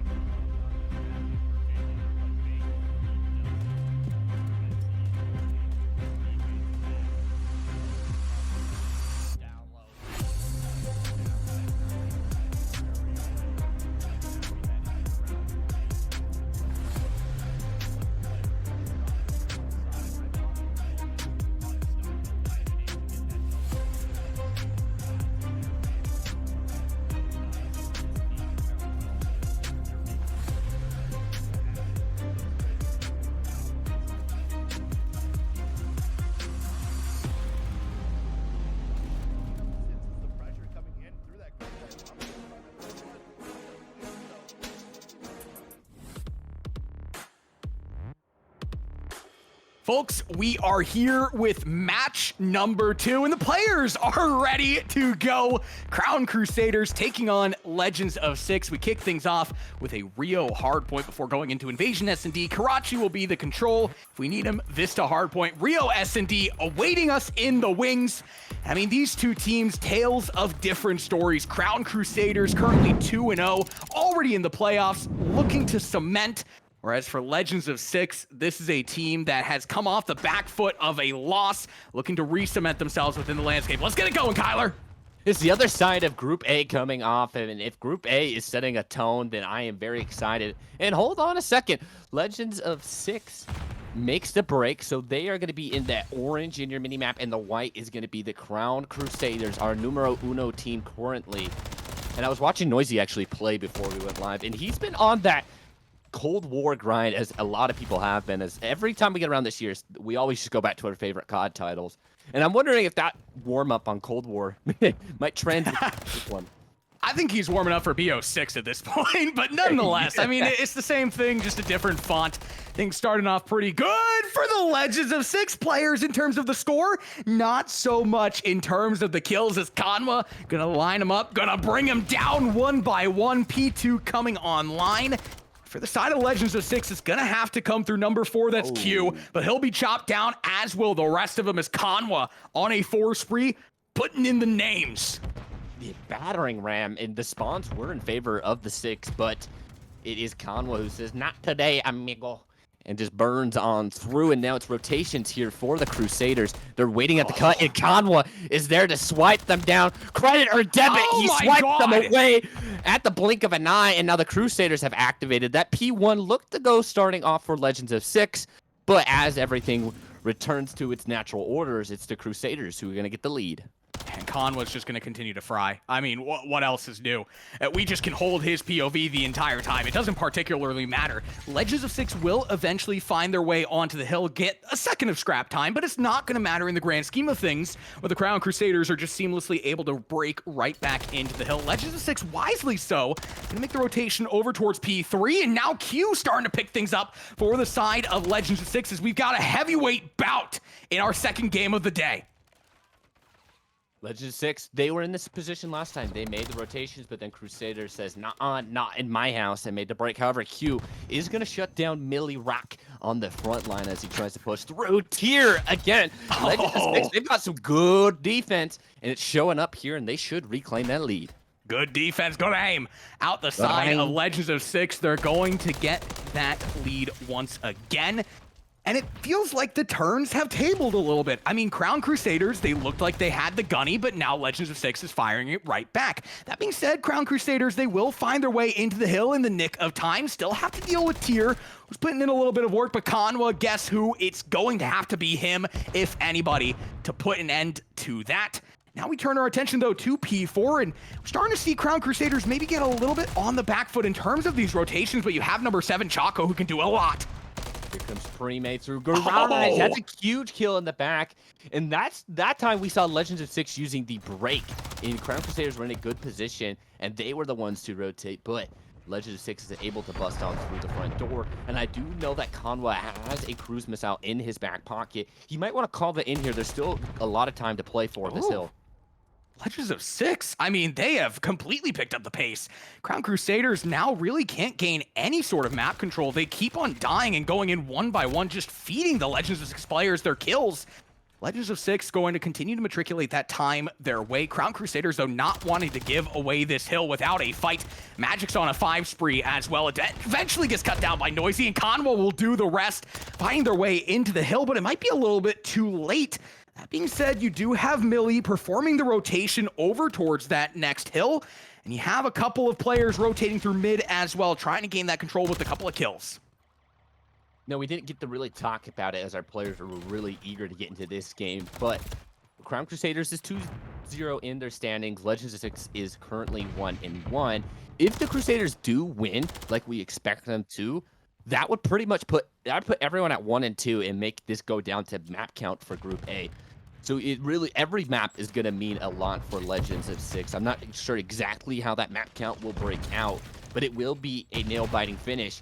And look at this rotation from Crusaders. They're all stacked up. Here comes the collapse. Noisy finds one. Oh! Khan will also get the kills.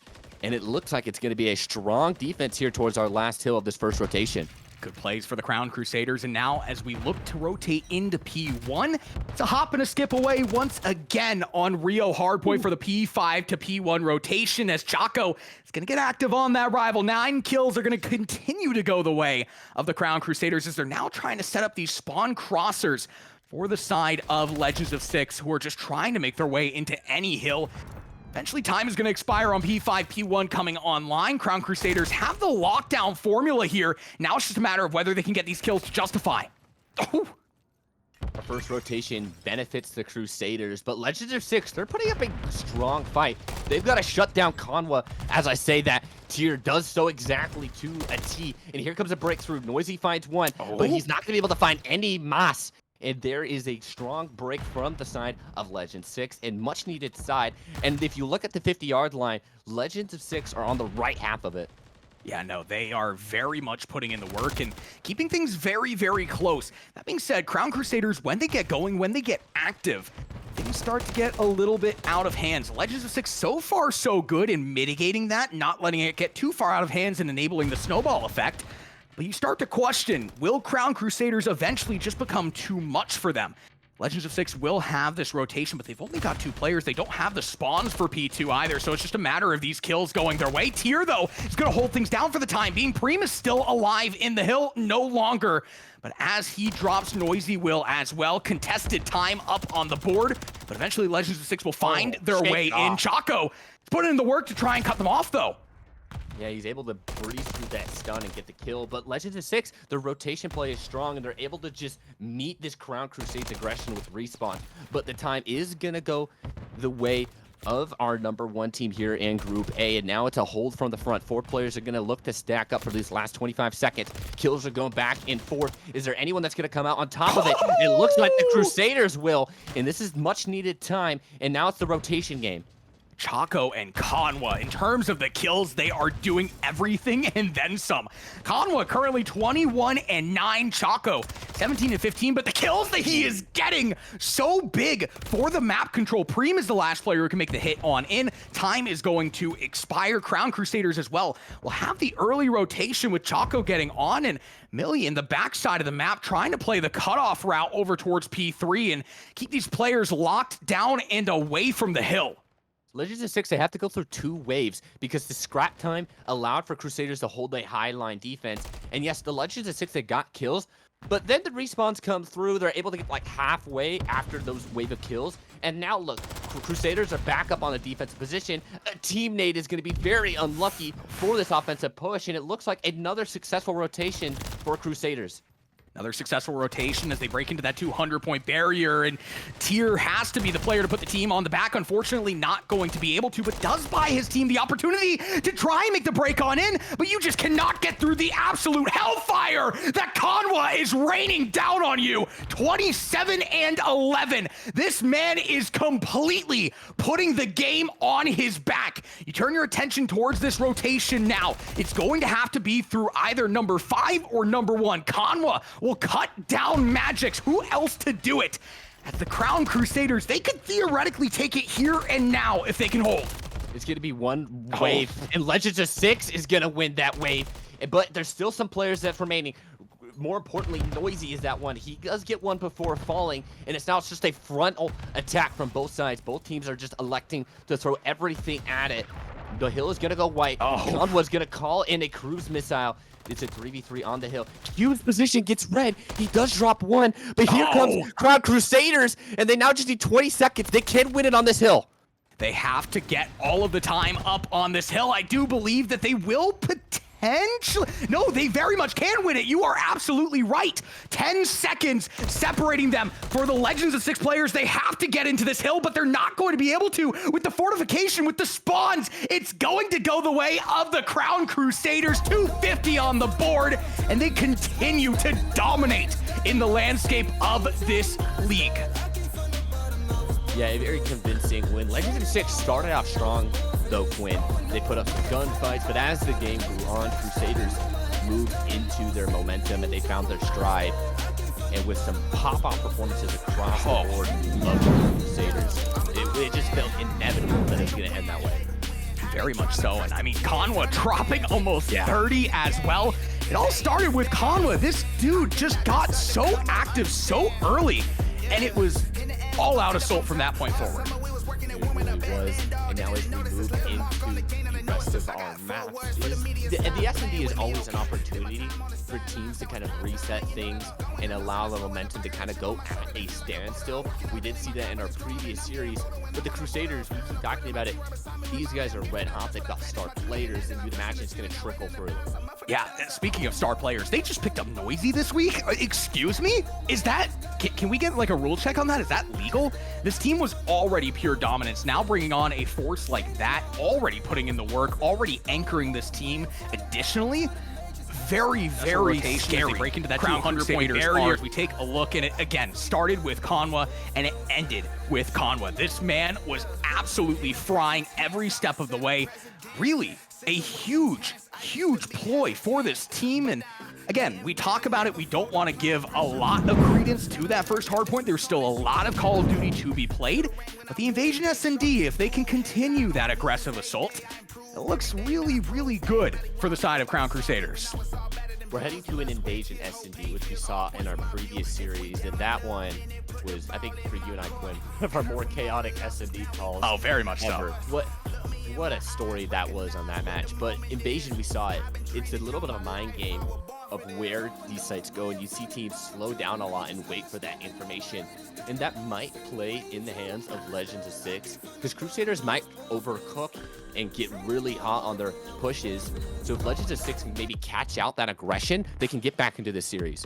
Yeah, you're going to have to catch out that aggression. The thing about the Crown Crusaders, though, is the fact that it was tactical aggression as well. What we saw in our last series, of course, for those who might not have been here, Freezing Demons, a very aggressive team, lost out on both S&Ds and ended up losing the series. I feel like the difference maker here really just is that tactical aggression, but I might eat my words as Noisy is going to drop in the early phase of round number 1, and Legends of Six are just going to take advantage of Crown Crusaders. Yeah, but there's a current split. Q is all alone, so Crown Crusaders might be able to collapse onto that. However, it looks like Q is just going to make some noise, and now it's all down to Conwa. They had the bomb lurking towards B, but they kind of just nestle their way over towards A, and now it's all down to Conwa in the clutch scenario. 1v3, 1v2, sends the shots in, but either way you look, only going to be hit markers, as eventually Legends of Six will close the round. And things kind of fell off the rails right away for the side of the Crown Crusaders. They lost Noisy, who maybe overextended ever so slightly, and then Legends of Six were able to just completely capitalize from that point forward. Yeah, most definitely. What Legends of Six actually didn't realize is that they had that B streak completely open. They're making so much noise towards A, and it put him himself actually into a man disadvantage. But Crown Crusaders, funnily enough, lost just those straight gunfights. In Legends of Six, especially Q, just straight up won their 1v1. So it was a very impressive round when actually the numbers and the tactical play looked like it might actually favor Crown Crusaders there for a moment. What is this out of Q, getting into the backlines of the Crown Crusaders, and has the opportunity to really do some work from behind. He's not going to find any kills quite yet, but I don't know if they anticipate him coming in from behind. You're going to have number 5, that's Conwa, cutting things off. He'll do exactly that, mitigating what could have been an absolute disaster. Crown Crusaders, player personnel advantage, and they're just collapsing onto Magix now. Oh, God. Magix has to worry about so much happening behind this construction. Smoke finds one. Katie say lying. It's just about buying time at this point now because they know where he is. Conwa does get it, but Tyr, he can't get the final shots as the plant's going to go down. I don't know if he has any tax to use, and it doesn't even matter about the bomb as it's going to be the final kill going the way of Crusaders. This one's going back and forth, and it was just a little too aggressive for me out of the sides of Legends of Six. They get caught out, and there is a crucial read towards the back of the map as it was very patient from Crusaders, and they're able to just get the read on that push from the defense. Yeah, very good on Conwa there. He was able to completely read into Q's positioning. And again, when you see a player sneak into the backlines like that, you start to get a little bit concerned. But again, luckily for the Crown Crusaders, they're going to be able to read it through and through, mitigate that disaster, find themselves the round. Now on the defensive side here, Now Choco taking a page out of the book of Q, but he's going to make things happen with it. He's going to find the kills. Millie will eventually collapse and get the refrag as well, and you blink. Tier is the last player standing. You blink again. He's gone, done, dusted. We just saw 2 very aggressive defensive rounds. This time, Crusaders is able to get it done, unlike Legends of Six. And you said it, they're taking a page out of the book. They just fly up the street. And Legends of Six, they had no clue what was happening. And it was a great play from Crusaders to just catch them unaware. And it's a lot of aggression coming out. And it's not a map where we typically see that. It's given a nice little change-up for our little dusty map here.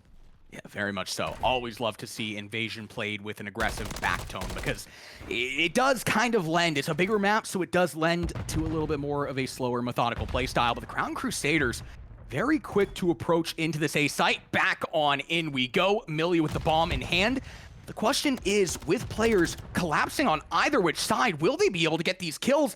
They have the potential pincer to come on in from number 5 and number 8. That's Conwa and Noisy, that are going to have to get active, going to have to provide that support from the B side of the map. But Premi's going to be a crucial player. He's trying to run, but Millie hunts him down, and now the smokes are out. The A site is open. Q doesn't even care about it. He just goes on through and finds Choco, and now it makes this A position much more scarier. Q again! He's the man of the tank, and he shut them down, and it's going to be all down to Millie. He does have the bomb in hand, but there's just too much to deal with. That's a crucial play towards the tank, and its control giving the favor of the round for Legends of Six. And for the Crown Crusaders there, they were so quick to make the approach onto A, but they didn't have the opportunity to really take advantage of that positioning that they were able to gain, and it ultimately bought Legends of Six so much time with their spread out approach. I think Crown Crusaders might have been a little bit nervous not being able to locate all those players. Well, they forced out, I believe it was Millie. No, it wasn't Millie. Who was it? It was Premi. They forced Premi out. Millie chased him down out of that tank spot, and that's what you had to do. But then Q was like, you know what? We want that tank back. And he went right back in there.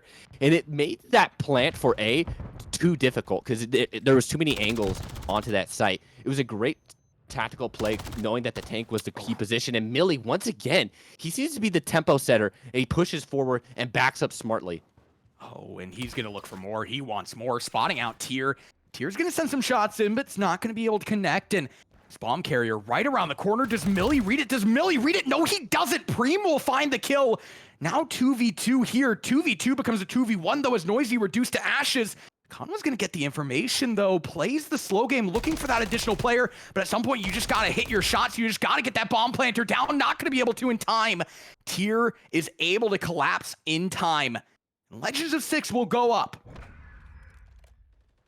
It's just good trades overall. They're able to not let that man disadvantage early get ahead of them for Legends of Six. They just worry about what's in front of them. They play the retake. They get those angles cut off. It was a great textbook round. And they have a great sense of positioning and knowing who's where at what times. And yes, Crusaders are shooting straight, especially Millie. But Legends of Six just does not let that deter them. Not one bit. They will hold their post. They will stand the line. Legends of Six, again, this is a team where they're currently 1-1. A lot to play for here. Crown Crusaders, still, you want that 3-0, but there's a little bit less to play for in the grand scheme of things. Still, they're going to bring the assault. They're going to try and make this a hit, and Millie is going to continue to get active despite the fact that he has the bomb in hand. He's going to chase that player down. Noisy will eventually find the kill, and now trying to make the approach over towards B, and that might be the read out of them, because Magix is really the only player here, and Tier has to hit the left foot, right foot express. He's not going to be able to in time. They just don't care, Legends of Six. They're just getting a lot of pressure onto them, and they can't really read it. And Crown Crusaders, I speak about don't care.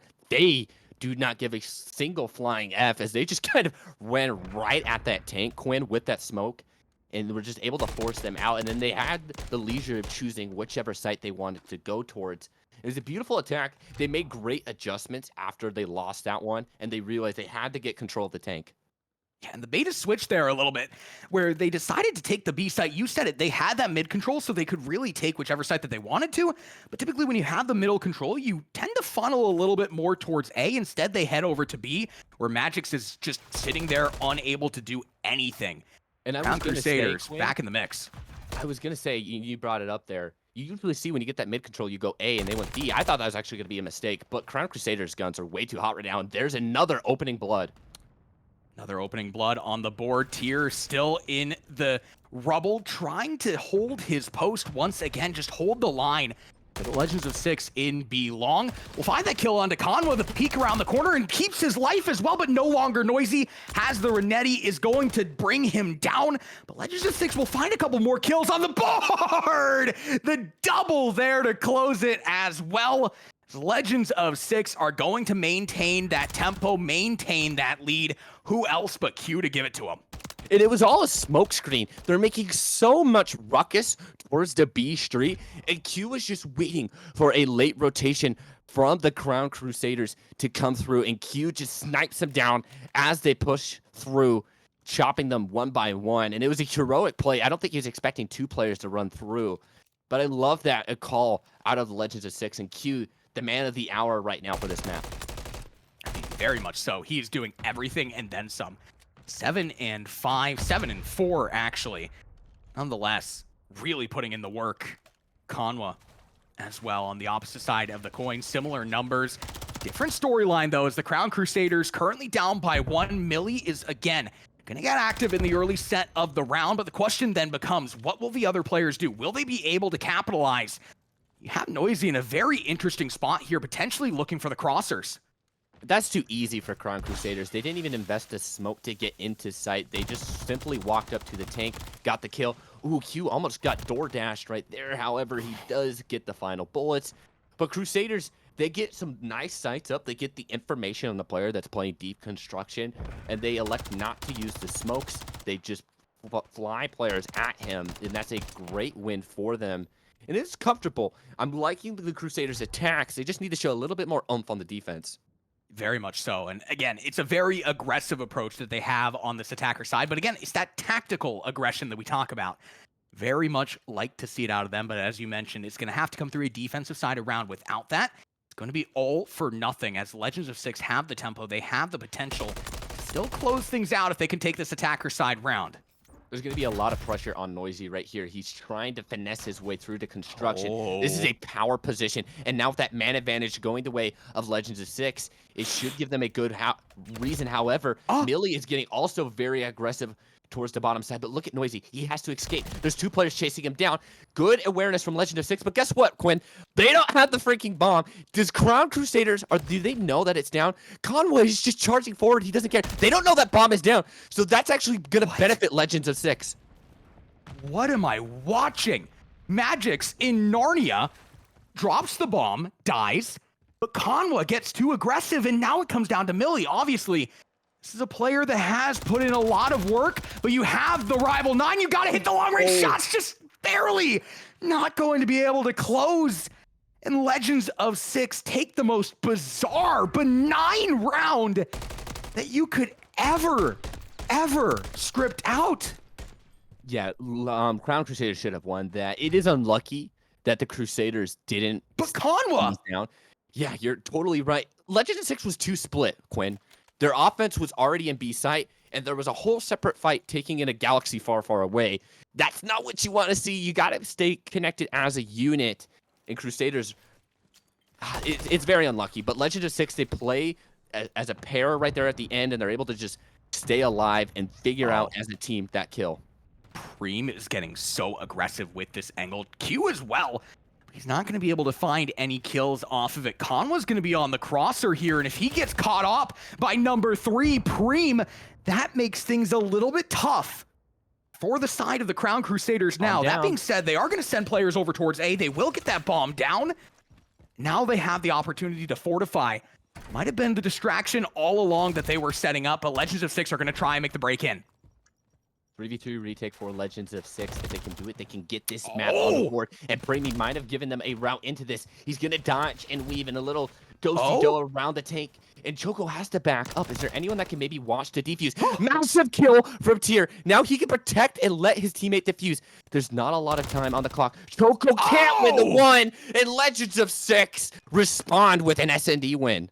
What a map from Legends of Six. I mean, these guys have really come out in this map and they took it in pure dominance, it feels like. I mean, Crown Crusaders had the lead early, but Legends of Six, they came in, they had the long game, and they were ready to take the shots from the Crown Crusaders, but they were the heavyweight champions when all was said and done. Now tying our series up 1 apiece. The Legends of Six, I love their tactical reads. Crown Crusaders got a little aggressive in some of the rounds they lost, but that was a coin flip of a round. And if you go back to what it was round 9, where the bomb was down in spawn, that was a round that Crown Crusaders should have won. So really, it was a game of margins. And you got to remember that hard point was a blowout. PSD was a little bit close. I still feel confident for the Crusaders, but Legends of G, they've been showing up strong. Yeah, I mean, in terms of that round that you mentioned, realistically speaking, we probably should have had a round 11. I mean, there is no reason for Conway to get that aggressive. That's kind of the downside of having a player that has the gunny like that, is sometimes they might overchow, sometimes that ego might get the best of them. And in that case, I mean, no reason to be doing that. You already have the bomb down. It gives Legends of Six the in that they need, and they take it 6-4. We now go to our control. Thank the lords above. It's not invasion. We're going to Karachi. And this is a mixy map. Obviously, you have that A hill right in the middle of the map. Then you have the restaurant side, B hill. I mean, it gets close. It gets personal. And for these teams right now, exchanging blows like that, it's going to get nasty. It's all about if you can get this first hit right, and it's going to be a 2-2 split actually for Legends of Six, and it looks like Crown Crusaders is going to actually go for a bridge hit. You usually see a 4-hit A or 4-hit B, but a lot of numbers coming towards the bottom of the screen. But Crown Crusaders, they took a lot of map control, and they might be able to cut down some players. Yeah, they're taking a very aggressive approach on this defensive side, and again, these respawns have been very one-sided, all things considered. We've only seen one, but it's probably going to carry into this, unless Legends of Six have something up their sleeves.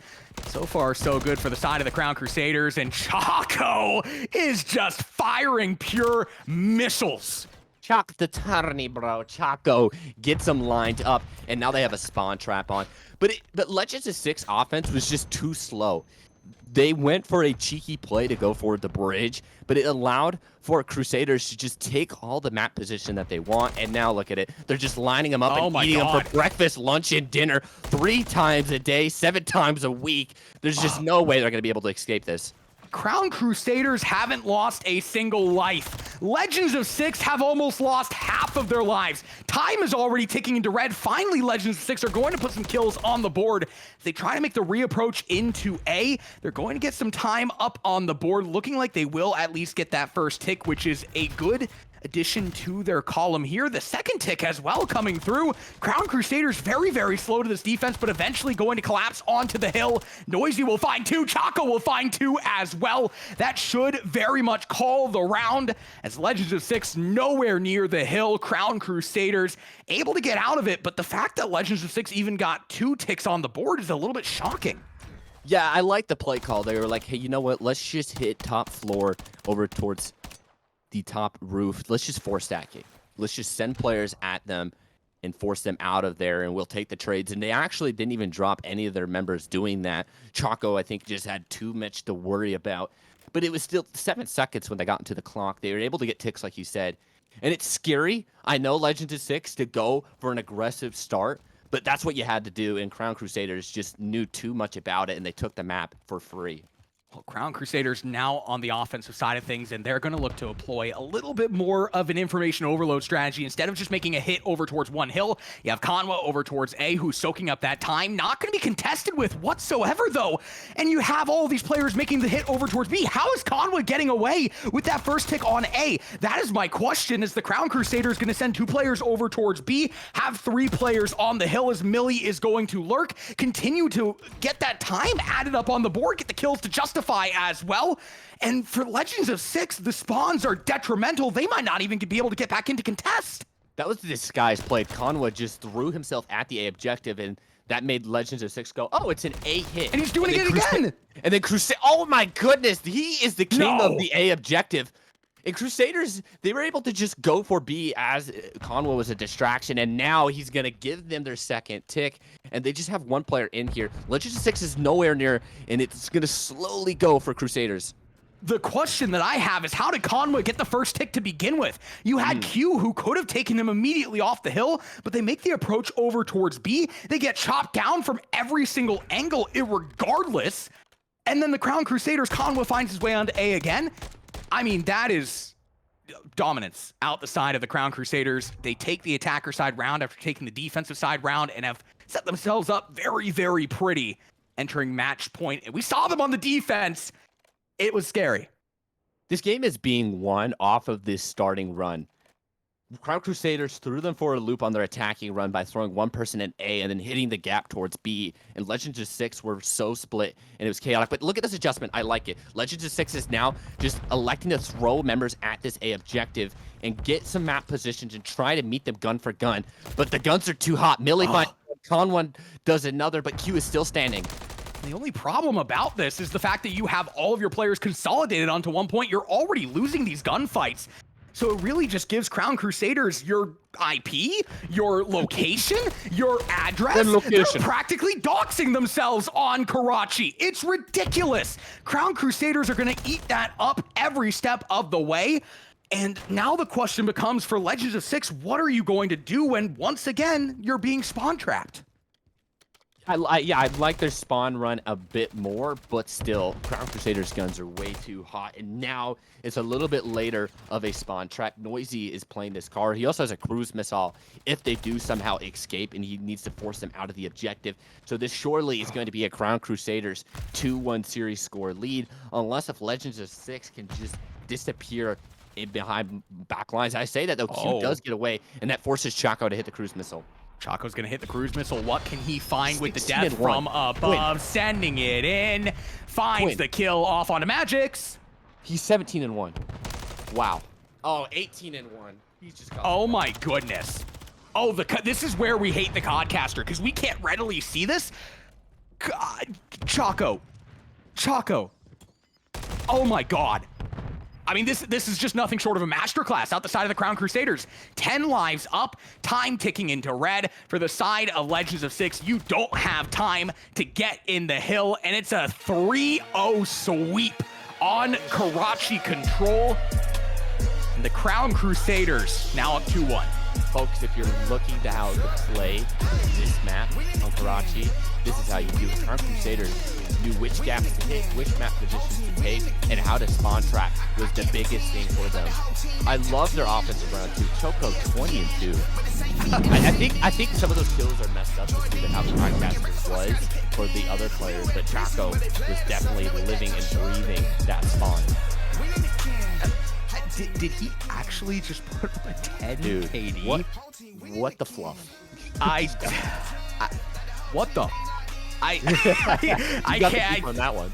I got the beef on that one. That's for sure. Yeah, no.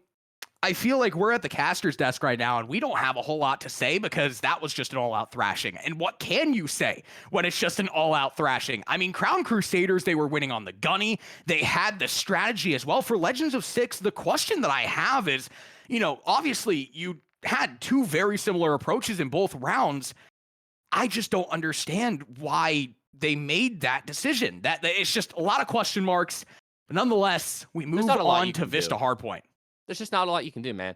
There's way too much chaos coming out of that offense and defense, and they just couldn't juggle all of those moving parts, and then they're locked into a spawn trap. I don't blame them too much. Crown Crusaders just gunny off the rip was just way too strong. Yeah, and again, when you can't combat that gunny, you just can't gain any map control, and that's how things are unfortunately going to go if you're on that side of the coin. And now, again, we're at that point in the series where we're going into another respawn. Vista Hardpoint. We already saw the Rio Hardpoint, and these maps play very, very similarly. Talk about the P5 to P1 rotations here. Very, very similar. A lot of similarities within the map flow, and if that is the case, you really start to question where Legends of Six are positioned within this series. Although if they do take it, based on what we saw in the S&D, this is the real opener. You can kind of moneyball P3 and P4, but rotations are going to be a massive factor for both of these sides. So if I do kind of give Legends of Six a, something to look forward to, because it might not come down to just straight gunny if you can just out-rotate. Yeah, they're going to get on P1. They're going to try and soak up that time very, very quickly, similar to what we saw on that map #1. But Crown Crusaders are going to take that and take that very well. They will very much take that because they have the opportunity to set themselves up over towards P2 as well. You're already starting to see it with Millie making the approach on over there, and his teammates have already funneled on into P1 and starting to play very, very aggressive in Legends of Six's face, getting the kills to justify as well. Noisy already popping a 5 spree, looking to pocket that cruise missile as well. And in terms of the spawns, actually, Legends of Six might have them beat here. The question becomes, Crown Crusaders, will they rotate in time, in tow? They will do exactly that. You know what? I said, hey, I think you have an advantage with these rotation games and how big of a map this can be. But the guns right now for Crown Crusaders look even better. Noisy already off to a 6-0 start. However, Legends of Six do get a response and they're going to get inside the hill. But here they come once again. It is a battering ram, an inevitability of force that the Crown Crusaders have. And once again, they're in. Noisy continuing to bring the pain. 9-0. Currently 9-0, keeping his team completely centered. And I mean, this is why you bring in a player like Noisy. The amount of control that this man can bring you when he gets that gunny going. Now a 10 spree. This man is merciless.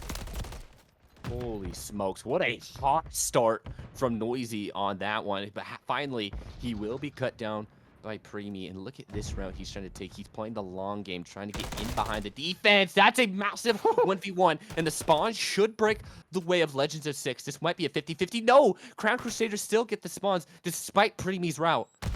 Chaco has to really do a lot for his team. There's 2 players converging onto this hill. You also have Q coming in from the backlines, waiting for your teammates to make the rotations on in, but Preem is going to find one. Preem will find the other and will find the hill, at least for the time being. The turn and burn onto Noisy will solidify it. Now it gives Legends of Six the opportunity to take a breather here. Q as well getting active over towards the other side of the map, continuing to look to fortify for his squad. Crown Crusaders now tasked once again with the breaks. Yeah, it looks like Crown Crusaders is going to just borrow through the front door. There is some decent scrap time to play with. In Legends of Six, they didn't make it that much of a contest high up the map, and now it was an easy break for Crusaders. And I was just about to say, I'm glad that the Legends of Six are starting to show some fire in their gunplay, but immediately as I was about to say that, Crusaders just bounced right on through. Yeah, it's very, very hard to combat the straight gunny from the side of the Crown Crusaders, but the best way to do it is to rotate, and it is to rotate very quickly. And again, we've seen teams before win just sheer rotational battles on maps like this. Noisy trying to create a little bit of room for his team to make the hit on in. Has the cruise from above, will find one off on a tier, and that gives them a little bit of room to make the collapse back on into the hill. 42 seconds left to soak on up for the Crown Crusaders. So still, Legends of Six are going to be behind pretty far. But again, Crown Crusaders want to see them rotate a little bit quicker. I love the team communication from Crusaders. Noisy calls in the cruise missile, gives the information, and what the Crusaders do, they take the map control. Oh, no! He is on it right now. 16-3. Millie is the only one who can shut him down. A teammate is what's going to send Noisy to spawn. But I love this from Crusaders. They've got guns hot, and they've got team communication. There's not a lot that Legends of Six can do. But look at that scoreline. It's not completely doom and gloom just yet. No, not at all. Noisy, despite being 16-4 now, still, things are very close. And again, the gunny, it plays a factor, but how big of a factor does it truly play comparatively to the rotations, of which Legends of Six have definitely been ahead of? For Crown Crusaders, again, want to see them rotate a little bit quicker here because things can get out of hand very quickly. It's not a sprint, it's a marathon. Millie just made a massive kill coming through the backside of the map, and now Preemy has to deal with a lot of confusion. He's going to get some support, but Choco finds one. Choco finds two. He's going to drop. Now it's up to Noisy, but he is shut down uncharacteristically of this map. But a nade from Millie and a follow-up kill should give the break going the way. But these kills are just going each way. It is unbelievably mixy, but as you said, it's eventually going to go the way of the Crown Crusaders. They will be able to get that scrap time, and now The opportunity to snowball, the opportunity to parlay into P1. This becomes a very, very contextual hill between these two teams. Chaco, you got to get in the game, buddy. You got to get in the game. 0.3 seconds, he'll That's do it. just tech, bro. You don't know about that tech, about him getting off the map. But look at this time after our first set of rotations. It's going the way of Crusaders. Legends of Six has to step up in the kill department because Preemy is really the only one who's leading that slaying. Very much so, and you gotta see more players step up. Crown Crusaders are gonna find their way into the hill. They'll finally find a rotation, but Legends of Six not gonna give it to them that easily. You still have players flying in from every which angle, but Conwa's gonna be able to shut them down. Conwa with one, not gonna be able to get the other. But that being said, you still do have players like Noisy no longer. Millie has to put the team on his back, will do exactly that. Crown Crusaders will continue to soak up that time. Now the rotation over to P2, it starts to begin. For Legends of Six, this is where they get into the mix once again. Yeah, but they did this exactly the same thing on our first set of rotations. They got some kills towards the scrap end. They've rotated. And then Crusaders just came up respawn. They walked right on into the next hill. But this looks better for Legends of Six. They're able to get a much more stronger control, get some respawns in. And Crusaders is nowhere near, so they're going to have to take some time and afford some time towards Legends of Six.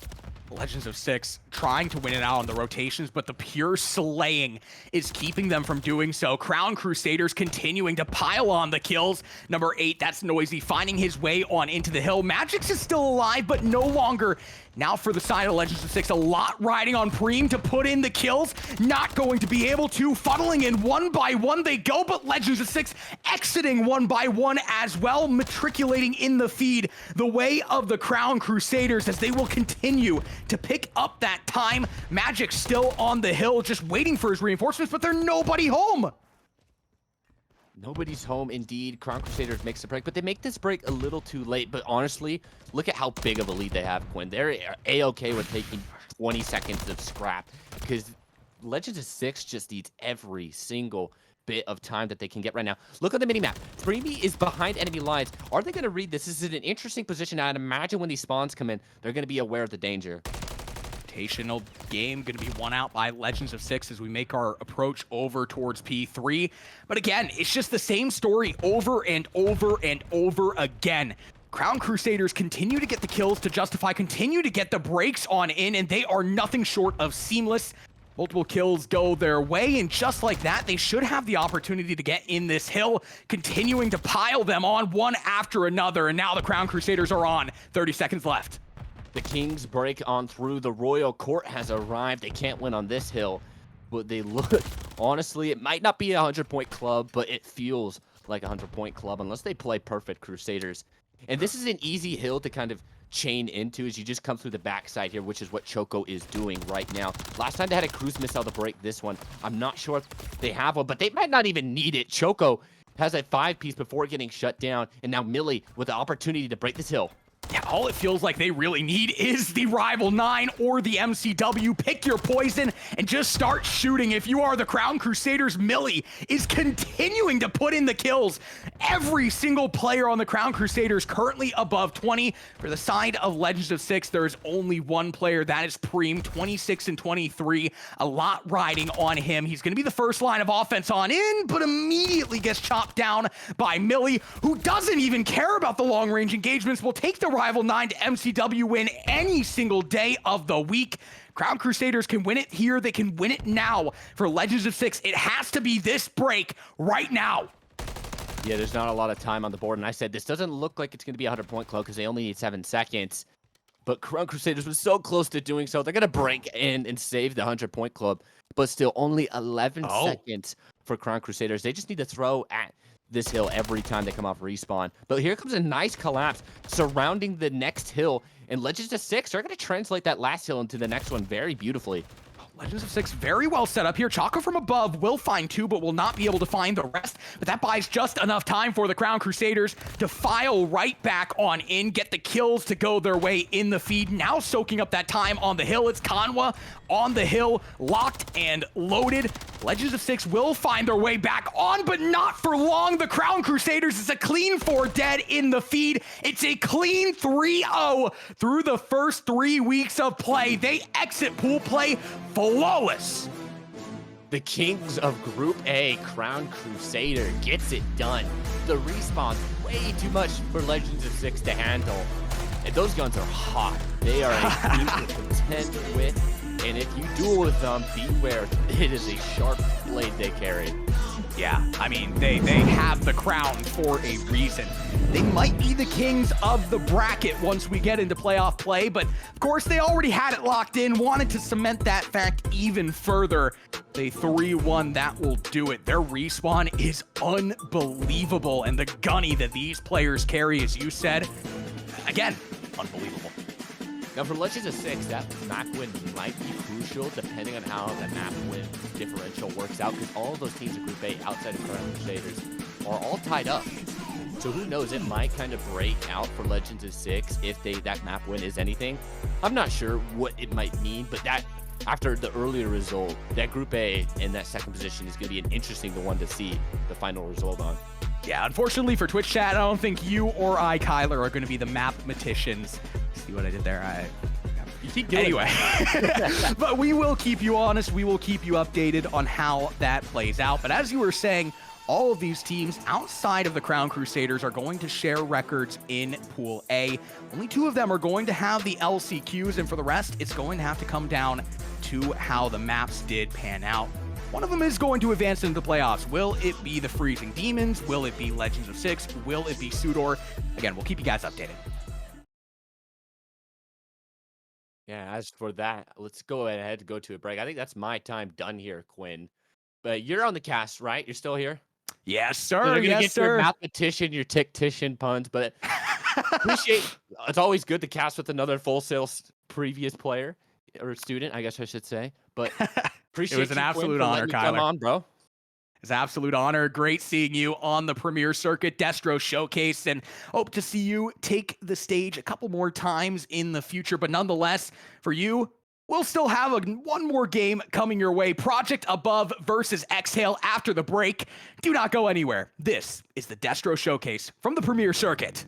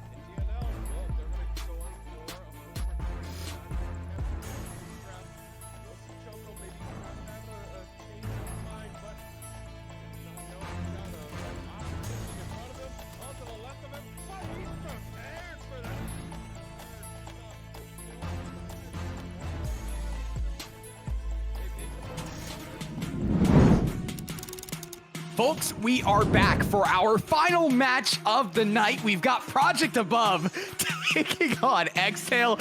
Joined to my left is not the certified lover that boy. Is not certified, my name. It's Kamika joined on my left, but we're having some fun in the green room. Nonetheless, that's not the center point of today. We've got Project Above. We've got Exhale. One of these teams is walking away with a dub. The other is going to walk away with an L. And I guess that's just how a series is going to go. Yeah, that's how it inevitably goes. But the win in the L is going to be compounded a little bit by the fact that one of these teams is going to get instantly out of the rest of the last chance qualifier and playoff potential, and the other team is going to get third place and potentially is going to be getting into the last chance qualifier, maybe making it into the playoffs. Hence the last chance. But yeah, currently Project Above is looking the favorite to do that. They have actually won a series, unlike Exhale, who have lost both of theirs. Yeah, no, it's been tough goings for the side of Exhale. In fact, they've only won a single map. Last week, they got 3-0'd. The other week, they got 3-1 by Elation. Putting up a map against Elation, though, you'll take that as a dub in some aspects. That being said, maps tonight, we've got Vista Hardpoint kicking things off. Before we go to a Karachi S&D, the dreaded Invasion Control rears its ugly head once again. And if we need a map 4 and map 5, Rio Hardpoint Invasion S&D waiting in the wings for us. And again, for the side of Exhale, we talked about it. It's been a rough going. Project Above coming off of a little bit of a rough going themselves, losing to Elation as well. Lost in that gentleman's reverse last week, 3-1, but they did get the 3-2 win over the Speedy White Men in week 1. It was a map 5, round 11. So they've shown some resilience, and they definitely are the favorites entering tonight.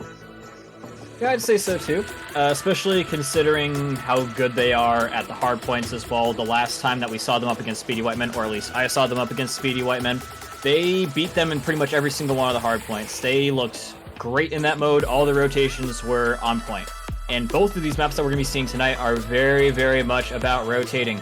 And so, yeah, getting things going here on some Vista. I think that's what we're doing here. Vista hardpoint first of all. Project Above, just a little bit of a stat record here, as you can see. Full team KDA of above a 1, not too shabby.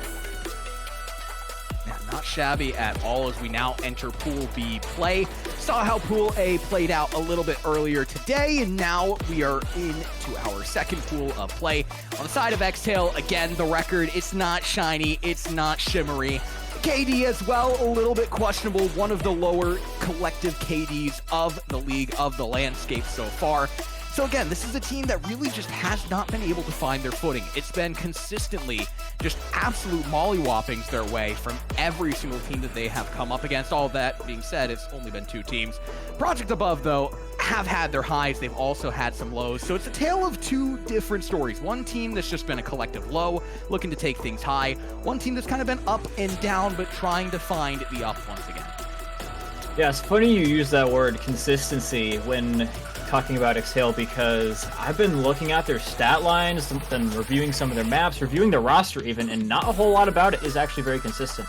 They've had different players every single week. The 2 main staples being Kilobyte and Juicy. The other 2 players have just been sort of flying in and out every single week, so they haven't really been able to build that togetherness that a lot of these other teams like Project Above have. These guys have been playing together for a really, really long time. And with that comes advantage. And as well as their best mode as well, that sort of fluctuates in and out every week, mostly also based on their half their team's prowesses being different every single week. And the first week they looked pretty great in the Search and Destroy up against Elation of all people. Last week their best mode was Hardpoint, so I'm not really knowing what to expect from Exhale this week, to be honest. Lots of inconsistency, the one consistency being the fact that they're consistently losing and trying, though, to swing that back ever so slightly. Trying not to be a little bit mean there, but unfortunately so. Exhale, again, 0-2 currently. have the opportunity to still stay in the mix of this. It's not over by any stretch of the imagination. Again, a win against Project Above would be a big statement, especially as you alluded to. There's been a little bit of inconsistency in terms of the way that they have been playing out, in terms of the roster as well. It's kind of been an up and down affair for their side of things. So starting off hot, starting off with a big splash as they try and end the entire pool play with a big splash. And it's going to be starting off on some Vista hardpoint. I've already gone through the stat lines for Project Above. They look pretty great in the hardpoints. Even in the series that they've lost, they do pretty great in this mode. They're always beating out their opponents on rotations, and that is going to be very key on this map.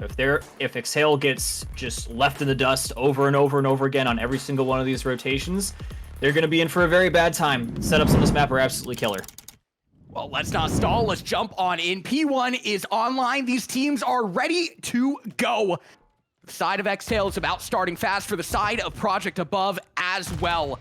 Both of these teams looking to walk away with a dub here today. Both of them for very different reasons, but so far so good for the side of Exhale. As they exchange blows for control over P1, they will be able to get it again. Not going to want to sell your soul. This P1 is more a precedent builder than anything else as they turn their attention over towards P2 for the later stretch of the map. Yeah, so far so good for the newest player of Prey on their team. He's the only player on the team right now that wasn't present for Exhale last week, and he came in with a solid 2 spree. It's not too shabby. And so far, it's looking like Project Above are getting pretty much everything that they want. They've got some good hill time on P1, and they've got a good contention for next. But Exhale is looking to change that right now. They are definitely going to be there first. But Yasha, in a little bit of a sneaky spot, could be making a bit of a difference himself.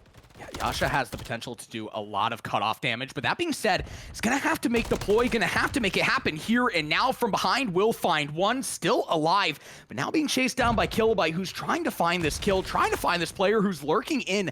So far, so good for Exhale as they have the control over this hard point, and now they're having the opportunity to push ahead ever so slightly, but Project Above is getting the kills to start to swing their way. Going to take Kilobyte off of the point, and Project Above with the break.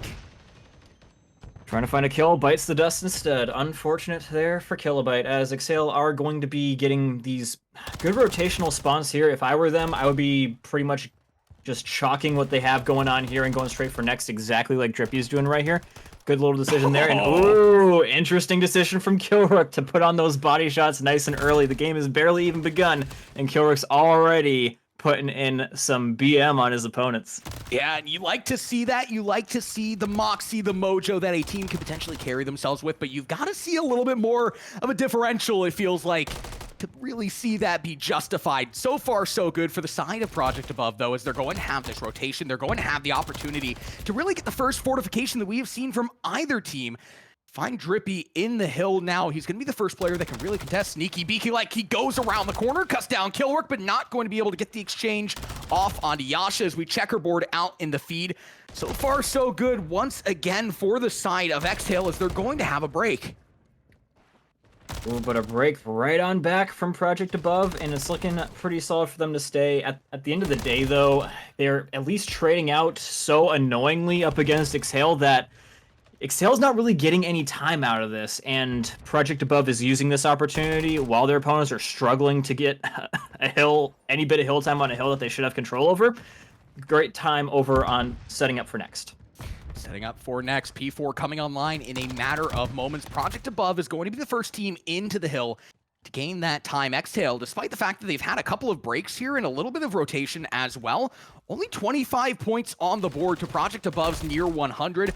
Looking to collect that time, and the kills should justify to get them to that point. The cutoffs from Killrook, real good. And now Mizu, she's starting to get active, starting to extend into the back lines, shuts down Juicy, and that is a lot of value out of that life alone. But Exhale will eventually swing back in the kill department, have the opportunity, if they can, to file on this hill. But how long do they really have when Project Above is coming back in?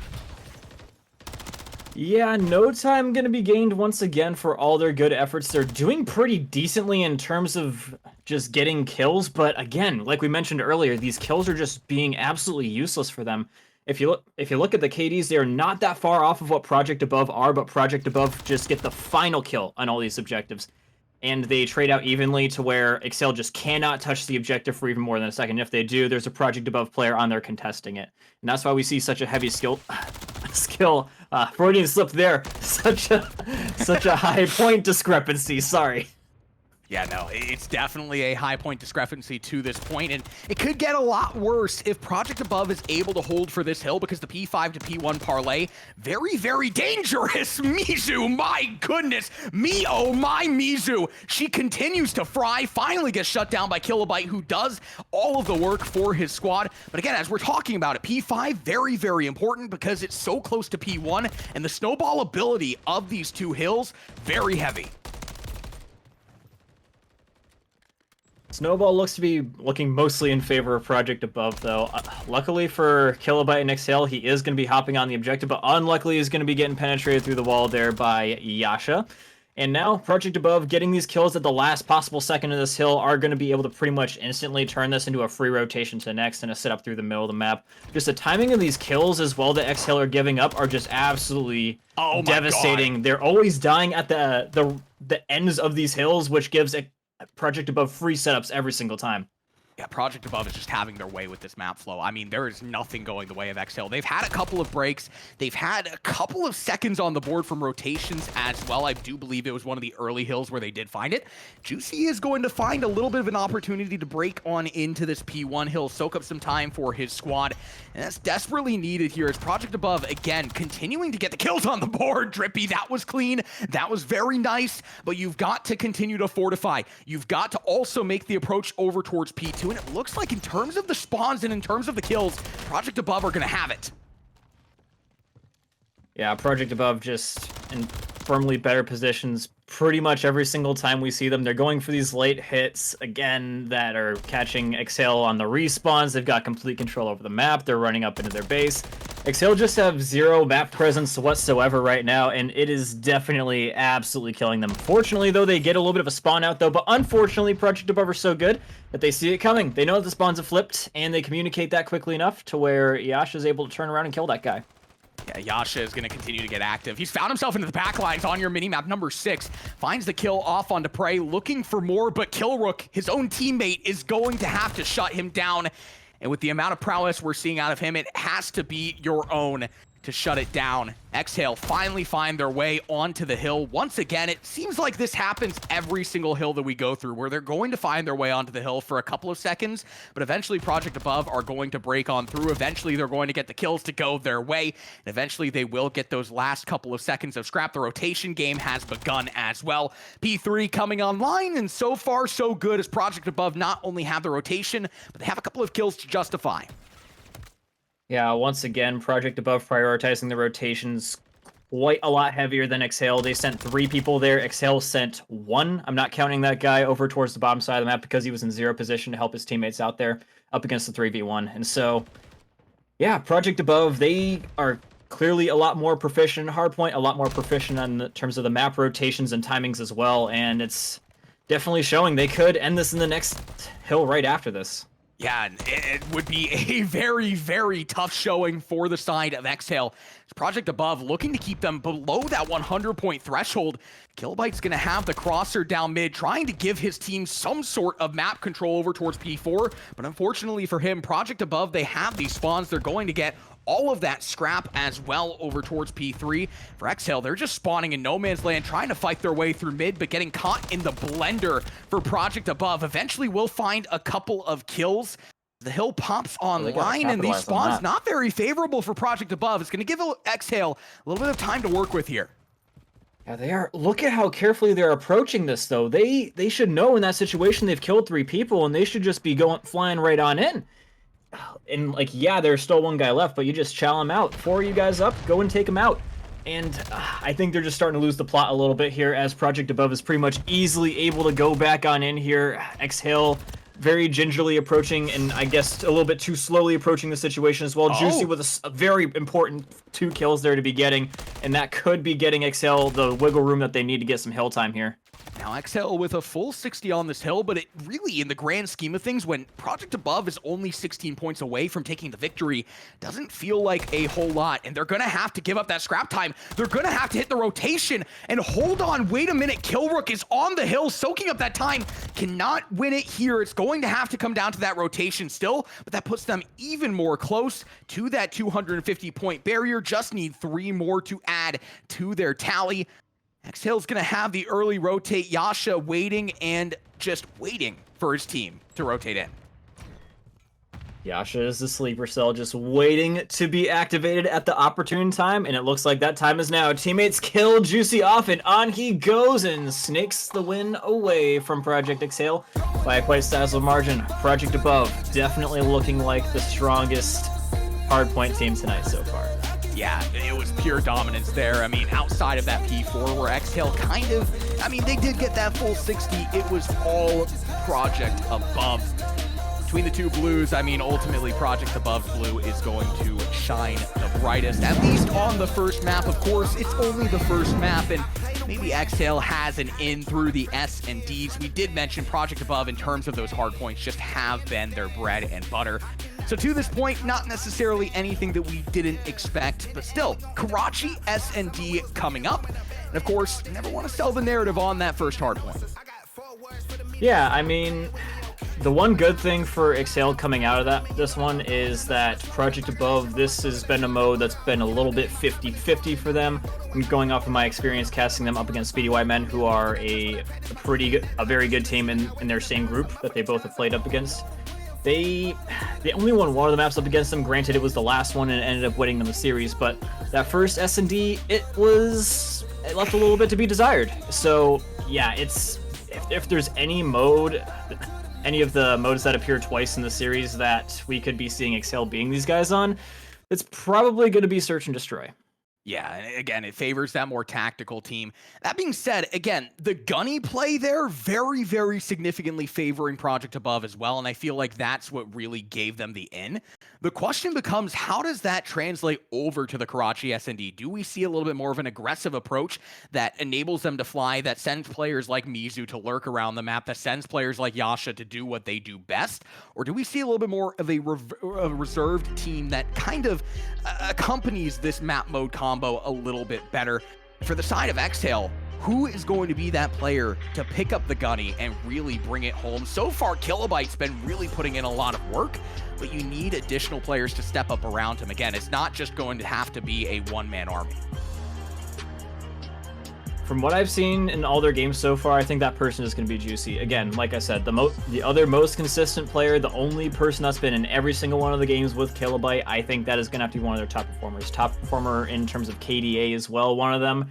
And so I think that we're going to have to be seeing some stuff mostly coming from Kilobyte and Juicy. And I'm also really looking at this new player that they do have in here, seeing how they fit into the equation. Looked pretty decent at certain points in that hard point, but maybe they are a little bit more geared towards the Search and Destroy, and that's why they've been brought in. Not quite sure the reasoning behind their picking, but maybe we will be seeing it in this Karachi Search and Destroy.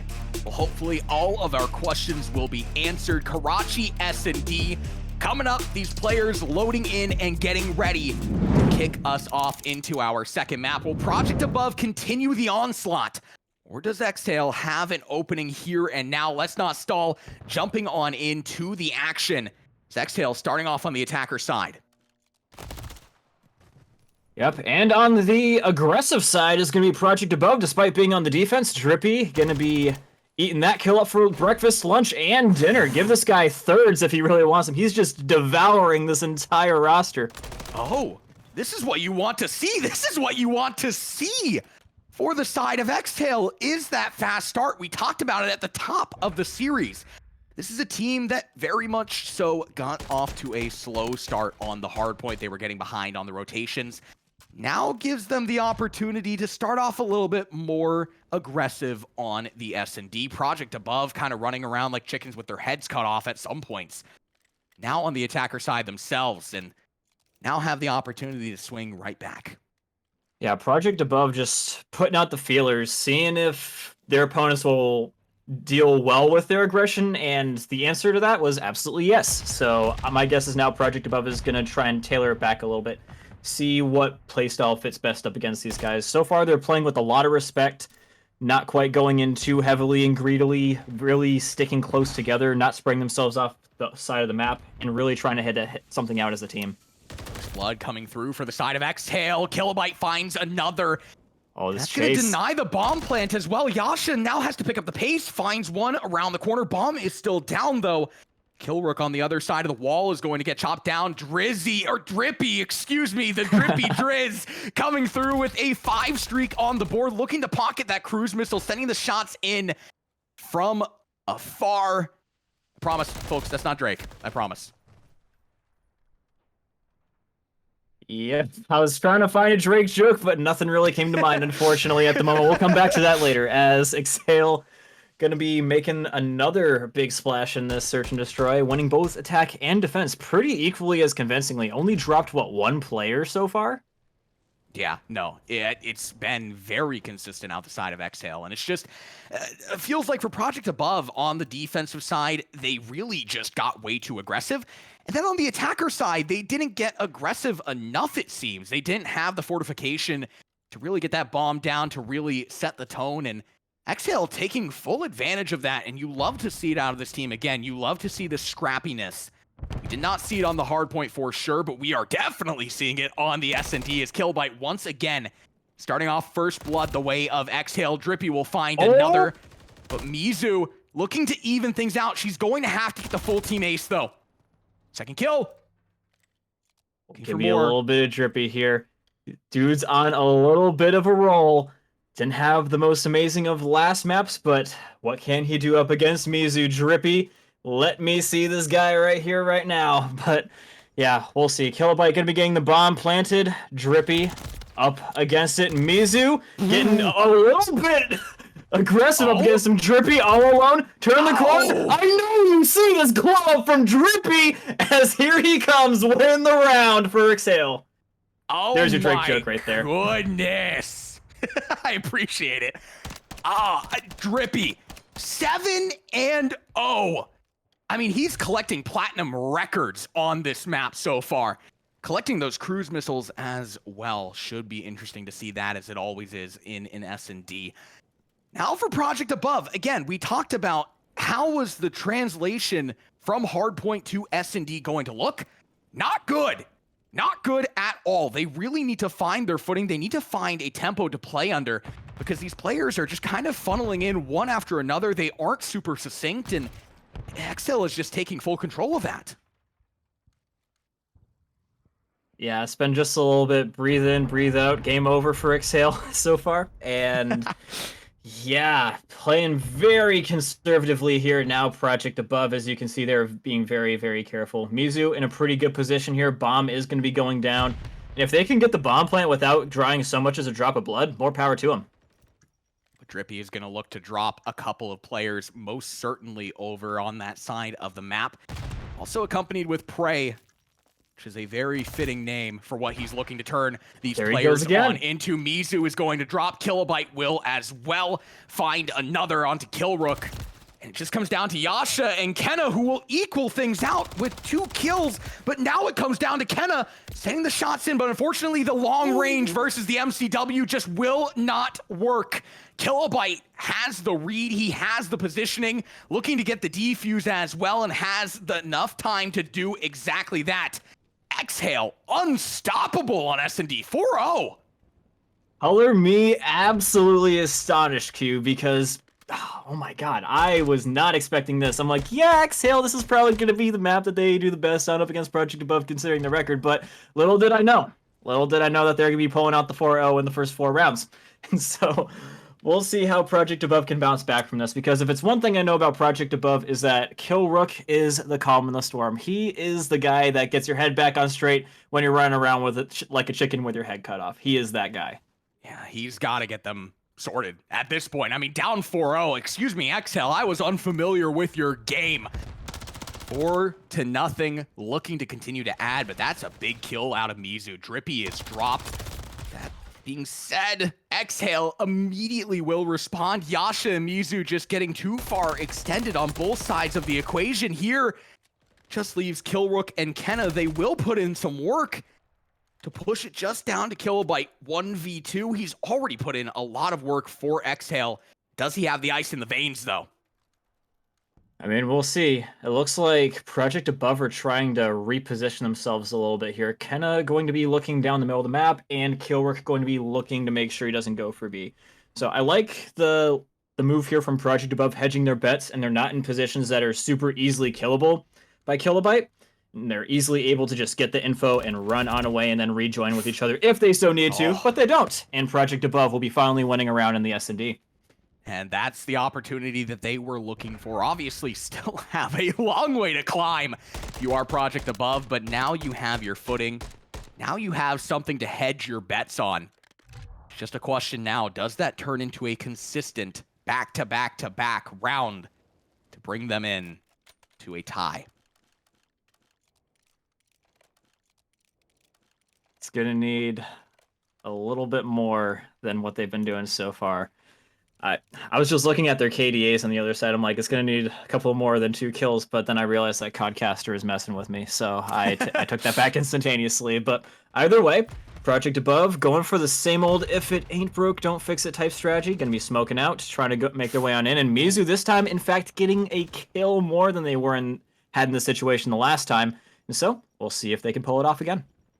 I mean, taking Drippy out of the equation in any round is really good. You count that as a W, but Project Above, again, it's Yasha just overextending, and Juicy is going to find another onto Killrook as well, and they just completely drop at the seams. Kilobyte's going to find one. Mizu, the last player standing, she's got to do everything for her squad here, and now trying to make the bomb check, trying to make sure that none of these players are on the bomb, but completely gives away the high ground. Gets that kill on Juicy, who overextends, but now very low HP. Kilobyte going through with the defuse. Does Mizu check it? That is the question. Has to play this so unbelievably well. She's going to check it. Has the time on the board. Did Mizu just win that for her team? She absolutely did. The WXC legend carries into the Premier Circuit. I am astonished again, Q, because there's no way that Mizu should ever have gotten away with that. Great gameplay for Mizu. Sliding all around through the smoke, just checking the bomb, playing the game well from a macro perspective, getting kills here, kills there. Didn't even really have to kill anyone in the last little bit there because Exhale were just so afraid of Mizu that they were just running around like, oh, where'd she go? Just ran away and the smoke is gone. They were literally all 3 of them running around in the smoke. Couldn't find her. And then when she was about to peek, hopped off the bomb. And so, yeah, very well played for Mizu. But I feel like definitely could have been done better by Exhale as well.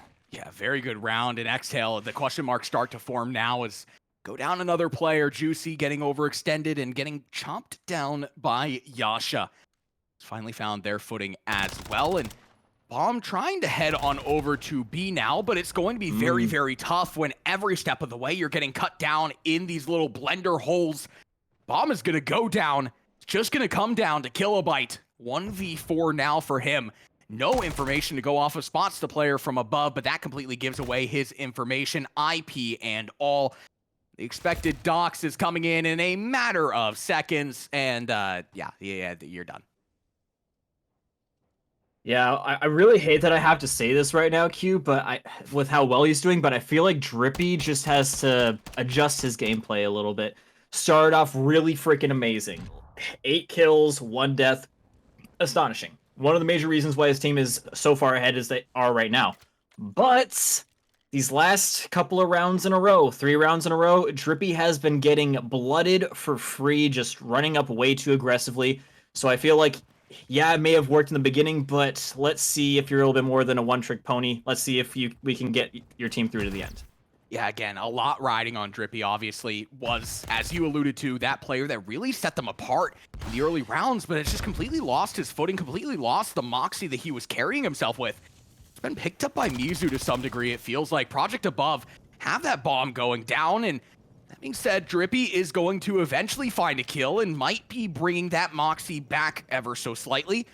Playing towards the bomb side, but has not got enough clearance. Has to wait for his teammate Juicy to make the rotation on in. Yasha's going to chop that down, so now it just comes down to Drippy. They know exactly where he is. Project Above comes screaming back, down 4-1, now tying it 4-4. Wow, it's just like I said, Kilrook knows how to pull people out of the darkest of abysses in terms of, their mental states. And here we are again, Kilrook leading his team to victory once again, a large part due to Mizu's just innate ability to move around, get kills, avoid dying, all the basics of things that you want to have in a Call of Duty player. But yeah, Project Above, here they are, tied up with Exhale. Tied up, and now heading into round number 9, and one of these teams is going to bring us to match point. The other is going to have to bring us to overtime when all is said and done if they want to keep their hopes alive. Exhale on the attacker side, but Mizu continues to pick up those first bloods. Juicy will chop her down, though, so that's your roaming Slayer taken out of the equation if you are Project Above. And if you're Exhale, you still have Drippy alive. Uh-oh, Drippy in trouble. Keep the pain going, but no longer. Yasha's going to drop him. The exchange does come through. Juicy and Prey have to keep the hopes alive for Exhale. Yep, and now Exhale have all the information they need. Yes, they have all the information they need to make an informed play over at A. They know that Kenna was chilling over behind that bomb site over on top bridge. They kill the guy that's over in mid-map. They're assuming that Kilrook is going to either be exactly here where Juicy's going, or he's over on the other side of the map with Kenna. So A should be free, and it is. They go for the bomb plant. Rotating in, Project Above are not going to be having any intel on where these guys are at. They could be quite literally anywhere here. Such good reads, and going to play these ratty positions. Juicy going to play in the restaurant, and Prey will have his cutoff as well. And now the question for Project Above, where the hell are these players playing in from? Kilrook gets absolutely turned on. Oh my goodness. And Prey will find the other. Exhale now within one of winning the S&D. I wish we could get a replay on that out of Juicy, because, I mean, he might need to change his name to Spicy after that one. Those shots, mwah! Yeah, those were definitely some juicy, spicy kills coming out from both the Exhale players there. But, yeah, very good job in the 1v1s for both of them. I love the fact that they were like, all right, Kenna's over here. Where's this other guy going to be at? Don't really care. Let's hit him out as 2, even if he is over here. Very intelligent play there from Exhale. Proper decision to be made. And now we will put the tilt-proof nature of Kilrook to the absolute test. Can they push this into round number 11? Seen them do it before. Can they do it again up against Exhale? I mean, after a hard point like what we saw, this S&D has lived up to it, and then some. Drippy might be calling game here and now. 2 kills on the board out of him. Mizu and Kenna both dropping. And now it comes down to Kilrook and Yasha. And again, you have to ask yourself, Kilrook, can you help center this team? We'll find one off onto Prey, but when Drippy is still alive, you still have to check your backside. You have to make sure that he hasn't found his way on in. The rotation here from number 5, Kilrook. Yasha will be able to follow, just barely able to sneak past Drippy. And it looks like they're going to have the opportunity to make the play A, unless Juicy has a cutoff or something to say about it. We will see. He's going to be spotting up Kilrook and takes him down. Drippy finding another one. Not quite finding Yasha, though. 1v1 scenario between Yasha and Juicy. Knows where Juicy shot Kilrook from, and he's going to make a call here. Going for B, thinking that his opponent is going to be going over towards A. He's taking a chance. Bomb plant going down. Juicy is not going to be able to mantle this ladder in time. Does he turn the corner? No, he doesn't. And Juicy will have plenty of time to get this defuse and Exhale have drawn this series even. Drawing the series even, 6-4 on S&D. At one point up 4-0, it got a little bit dicey. Project Above started rattling off the rounds, but ultimately Exhale had the opportunity to take a deep breath and exhale a victory. You see what I do there? That's what I do. I'm a caster. That's what I do. Anyway, I like puns aside, 1-1. Again, Exhale not going out of this without a fight. The question now becomes, what is this control going to look like? Because 2 very, very different teams between the S&D and Hardpoint. Yeah, just touching a little bit more on that Search and Destroy. One thing that I really liked is that, Drippy was being real aggressive in the beginning. Got a whole bunch of kills and rounds for his team just by virtue of that. Didn't quite go so well for him in the mid game, but made the adjustments. We had a little bit of a second coming of Drippy, if you will, and he was able to put his team over the top once again. 2 solid kills taking out Mizu, and I think it was Kenna the other one. Mizu being one of the major players to give them problems and win rounds all by herself from Project Above. So 2 very big players for Drippy to be taking out there. Very good job on him. Now, moving on to the invasion queue. Are there any points you want to make before I give my spiel on this map? I mean, I absolutely hate this map. Like, I'll be Fair. maybe it's just the fact that like it's non-stop been that middle ground map, the control. It also plays a little bit slower than the other maps, and hey, I'm just all balls to the wall. That's just my strategy with game. So that said, give your spiel, Comic-Con. If not, I'm just gonna end up ranting.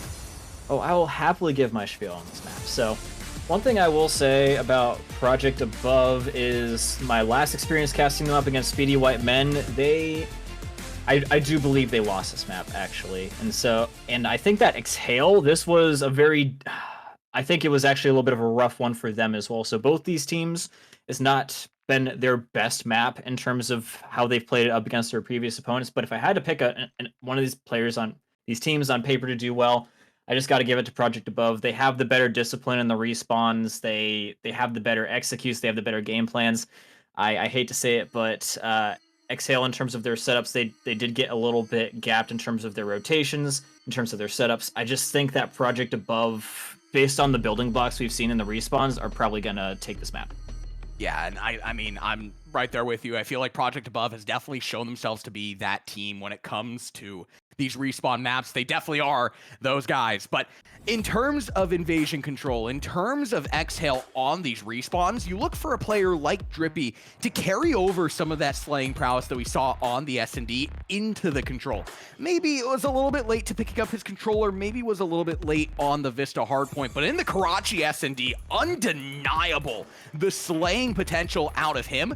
Additionally, Kilobyte, who really came alive, look to those two players to really anchor this team in terms of the slaying department, really create some map control and get active on this invasion control if Exhale wants to take it. On paper, again, Project Above has the potential to make this a 2-1. But hey, the paper might be wrong. We might have the wrong script. Let's get it going. Oh, I thought we were going right into maps. I was so excited. Yeah, I do have a little more I can say about this, though, Q, while we do wait for this. Yeah, so basically from what we've seen so far, Project Above, like we said, far and better. The team in the hardpoint, Exhale, they looked pretty dang convincing in the Search and Destroy. This is a very similar position to where we saw Project Above in their last series, where they were just shellacking their opponents in the hardpoints, but in the Search and Destroy, it was a little bit more questionable. 1-to-1 going into this same point, they lost it, but then they went ahead and won both the hardpoint and the Search and Destroy. So I think still Exhale, based on that statistic, has to go ahead and win this map if they want to go ahead and win this series. It's a must-win for them. Yeah, very much so. Those hardpoints looking very, very dicey out their side. And they start off on the attacker side, so they have the opportunity to maybe set some tempo, maybe set some opportunities their way. No, never mind. Mizu with 3. Killrook with the rest. Project Above completely shut down that A assault. Now trying to make the rotation over towards B to continue that defensive prowess. And so far, so good. Business as usual for Mizu, looks like. 5 kills to start things off. Teammates not really having to do too much. And obviously, you know, I'm being a little bit hyperbolic there, but Mizu having an absolutely incredible start. 6 kills in a row, almost... literally first life, gets a cruise missile. How do you like that, ladies and gentlemen? Unbelievable business coming in here from Mizu. 8 kills now in a row. Let's hop over to Mizu here for a second. I gotta see what's going on here. Unfortunately, I caster cursed her, but still, great run in the beginning there for Mizu. Yeah, as long as the camera doesn't follow her, she's going to be absolutely popping off. A little bit camera shy, but nonetheless, love to see her pop off for the side of Project Above. Time ticking into red, and now if you're on the side of Exhale, you've got to anchor yourself around these kills that Juicy and Prey have found over towards B. You still have to deal with the roaming slayer that is Mizu, but she has her teammates rotating on in, rocking this AR, trying to lock things down, but Kilobyte is eventually going to come around the corner, finds this kill, and now a little bit of new life for Exhale as Drippy as well has found himself over towards the A side of things. The information overload strategy is going to have to force Project Above to choose one site or the other. Looks like they're going to funnel the players over towards A, which gives complete control of B the way of Kilobyte. So far, so good, as Exhale might have just mitigated the disaster. Yeah, Exhale will still be getting control over B. I love the fact that they made their opponents make the decision there. Obviously, a team as smart as Project Above is not going to let A go by the wayside, and they're not going to split themselves, even if it's up against a team that they you know, they're like, we probably think we're a little bit better than these guys, but we're still gonna do our due diligence here. They don't want to give any possible opening for Exhale whatsoever to get back into this game, give them a one-up on the attacking side, especially when they've already got so many good advantages for themselves as well. Oh, like, so you see this cruise missile from Mizu. Yeah, a lot to work with in the back pocket for Project Above. Not a whole lot that they really need to be worried about. Mizu, oh my, she just continues to fry. Additional kills on the board, just adding the insult to injury. 13 and 3 for her squad, reducing Exhale just down to 5 players, as they can't even make a hit out of their spawn, let alone over towards A. No respawns remaining, and this round should be going the way of Project Above. Definitely looking like it. Only 2 players left alive and less than 10 seconds remaining. It was a decent showing from Exhale. The fact that they were able to get 3 takes it all is pretty decent. That's about baseline for what you expect a team to be able to do on the attack. But we'll see what Project Above can do. I wouldn't be too shocked if we saw them go for a full hit out on A, probably get like 1 tick, and then go for control over B. It just really does depend on Project Above's opening set piece and how much they can early on enough poke holes in the defense of Exhale. After a round like that, I mean, Project Above, ball is in their court. They have the opportunity to take this really whichever way that they want to. And I see it again. If they get that A site and B site, I mean, if they take the attacker side round, it's pretty much over on this side of things. They're going to go ahead and start with the B approach, and that's the wise one, as Exhale doesn't read into it whatsoever, sends all of their players flushed over towards A, which extends Killrook to try and gain some control of this mid side of the map. Players approaching in from B long as well, but the process still being made for the side of Project Above. They're getting a couple of kills to kind of swing them off of the hill, but still, so far so good as they got 2 ticks. Yeah, it's a good opening set piece from Exhale there. They expected their opponents to go for A. It is the typical play to try and get that early tick onto A or try and break your opponent early on. But instead, Project Above went straight on in for B. Project Above says, all right, yes, thank you very much. You guys have got no control over the middle of the map. We'll just rotate on over here. We'll take the hill back on away from you. So, although it may have seemed a little bit risky, it is the proper play to be making here for Exhale. Yeah, going to funnel players right back on into that B hill for the side of Project Above. They should be able to take it here if they can get the kills to justify. Mizu will find 2. Really not a whole lot that the side of Exhale can do. Additional minute added to the board. 1:45 left for Project Above to make the full hit on into A. Currently tied out in terms of the ticks. Mizu, whatever she uses, it doesn't matter. Renetti, MCW, Rival 9, she's going to get those kills up on the board. And it's going to create a lot of space for Project Above if they can get through to make the approach on into A. Kenna's going to be the first player on in, but they're going to need a lot of support. Not going to get that in time. Good job clearing the board there for Exhale. They do still have Yasha in the middle of the map, so it's not a complete control over the map for them just yet. They do have to be a little bit careful. But Kilobyte trying to get some control over the middle of the map, extending a little bit alone, and it looks like Drippy's actually going to be trying to cover that afterwards. Luckily for him, Juicy is watching his back and shoots Yasha before an assassination attempt can be made there. But yeah, it's looking like Project Above, they're starting to run a little bit low on time, run a bit low on lives, but with this decent amount of time they still have remaining, they're going to find a gap into the base, and this could be huge for Killrook. Killrook has the opportunity to turn this completely on its head, but his teammates are getting absolutely bodied over towards B. Kilobyte knocking him down one by one. 10 lives remaining for Project Above. The 1v1, he's going to get the number on Prey, and that's going to immediately flush all of these Exhale players over towards this A site. It's going to give Project Above the opportunity to get these players from the backside, have the opportunity to lock this hill down. Killrook, an absolutely huge kill to continue to fortify. Sends in that trophy system, is going to continue to try and hold this hill down. Will eventually fall. Now it's Mizu around the corner, not able to get the kill.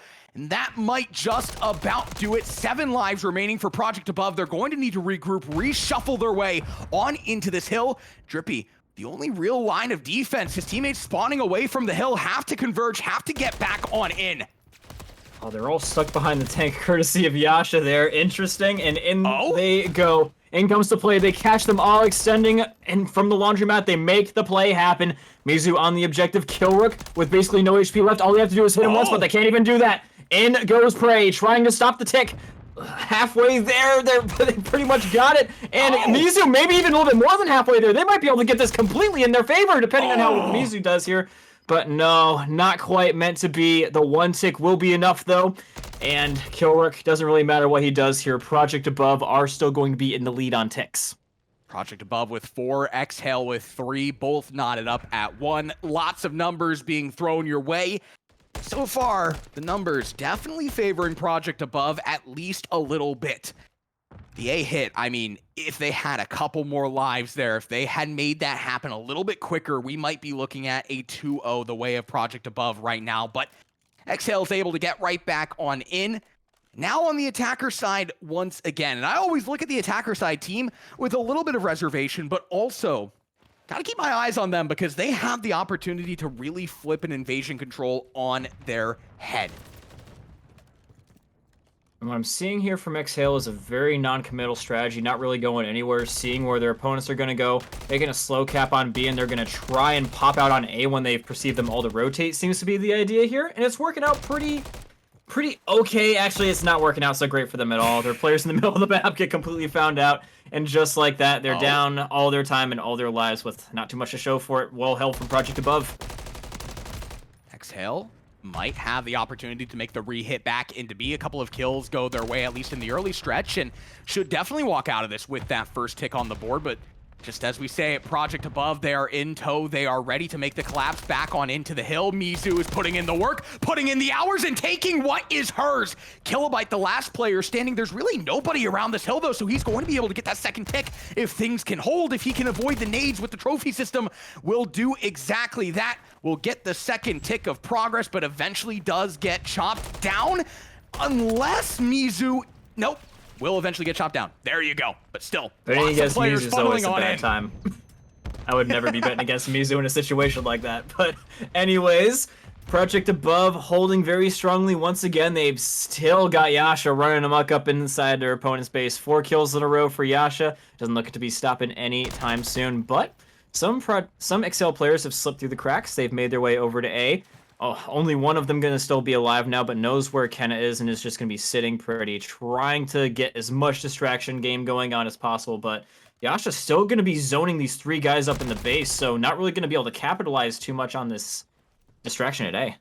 Yeah, the information overload, it was a good strategy, but unfortunately just does not have enough time to really make it happen, and doesn't have enough players over towards the opposite side of the map to really justify it either. Time ticks into red. Exhale down on lives as well. They're going to try and make one more approach into B to extend this time. Only need one more tick, only need one more set of kills to do that as well. But Yasha coming in from behind can really turn this on its head. Has the opportunity to do that. Finds one. Kenna will find the other. Back and forth we go in terms of the kills. Kilobyte will find another. Mizu has to chop him down. Will do so in the afterlife, but it's just one player after another. They're not going away without a fight. They will secure that extra minute of time. With only 5 lives remaining for the side of Exhale, Project Above are sure to take this round. Definitely looking like they're going to be taking the round, but if Exhale can maybe get a little bit of a sneaky tick on in here, that's going to be a very difficult ask, especially considering that Mizu just fried Juicy and kind of following up on a Prey as well. But yeah, it was a good showing that they were still able to get at least their 3 ticks, but yeah, unfortunately that's still just not enough. Project Above, they one-upped them by getting 4 ticks, so all Project Above has to do is just match them 3 ticks for 3 ticks, and they will be getting the final defense. Yeah, and again, Project Above setting themselves up for success. Just have to find these last couple of kills. Kilobyte is the last player standing. Just trying to add some stats. Unfortunately, just not enough utility to make the hit on over. Project Above now on map point here. And again, we talk about the attacker side. Neither of these teams have swung one yet. Project Above, if they had a couple more players in the downstretch of their attacker side round last time, it feels like they had that momentum going their way.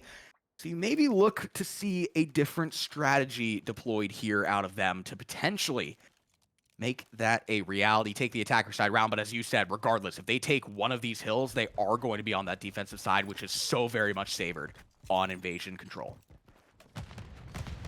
Yeah, and so if you're in a position like Exhale is, you have to be weighing the options of, okay, we know that if our opponents get 3 ticks, we're toast. We're going to be on the final attacking side, and that is more or less a death sentence with how the game's been going so far. So do we go in heavily? And oh, just as I'm saying that, Killrook doing some nasty business up against Prey, and a whole bunch of other people too, gonna do the wraparound on him, but a little bit too low health still. But yeah, the decision to be made here from Exhale is, do we so heavily defend these objectives that we just don't... Sorry, forget what I'm saying there. All good, all good. It's getting late, man. I feel it. But nonetheless, I mean, Project Above, they're going to get that first tick up on the board. And now the question, as you were kind of alluded to, is going to be, hey, do they want to continue the progress over at A, or do they want to make the hit over towards B? A little bit of both. They want both sides of the map to go their way, so they're going to funnel players over towards A and B, forces Exhale to make the approach over towards A, sends a lot of their players, which gives Project Above so much opportunity over towards B, and if they get a clean sweep in terms of these kills, they're doing exactly that. They should take this B point, and they've secured that defensive round. Yeah, and this is what I was trying to say, but did a very poor job of. Are they going to go in and defend one objective so vehemently that they risk losing both objectives to try and get the final defense? Looks like they did get a little bit too sucked into their defensive B, and they left themselves wide open for a counterattack from Project Above, way up in their base. Lost our tick on A already, and now they are fighting for their lives with a minute and a half remaining. An additional tick on A as well to work with here for the side of Project Above. Again, they were able to notch a lot of progress over towards A in the downstretch of their last map. Additionally as well, they have the life differential here, so if they start going out for slaying, they really have a good opportunity in positioning on this map to this point. On this attacker side, Kenna is going to find two more. And now you're starting to separate these players ever so slightly. You only have two players if you're Exhale over towards this A side. And you have a lot of room for Project Above to maybe make the reapproach, but no, Exhale says no, shuts them down, gets those kills on the board, is going to mitigate any push. Yasha still keeping things alive in the middle of the map. Just kidding. Prey is going to be there for the trade-out kill. But trade-out kills at the end of the day are going to be favorable for Project Above because they have plenty of time to run their opponents out of lives, especially considering they only have 6 of them remaining, and they are up by 4. Mizu still got this cruise missile in her back pocket if she does decide she needs it. Trying to escape the fate up against this guy, but yeah, stunning him out as well somehow. Once again, Mizu surviving only until Drippy just sits in the corner and waits for her. But yeah, time is slowly starting to run out, and Project Above has pretty much one last-ditch good effort to win the attacking side right here, right now. Yeah, at this point, I mean, with these lives, you really start to just start playing for kills. 5-5 now.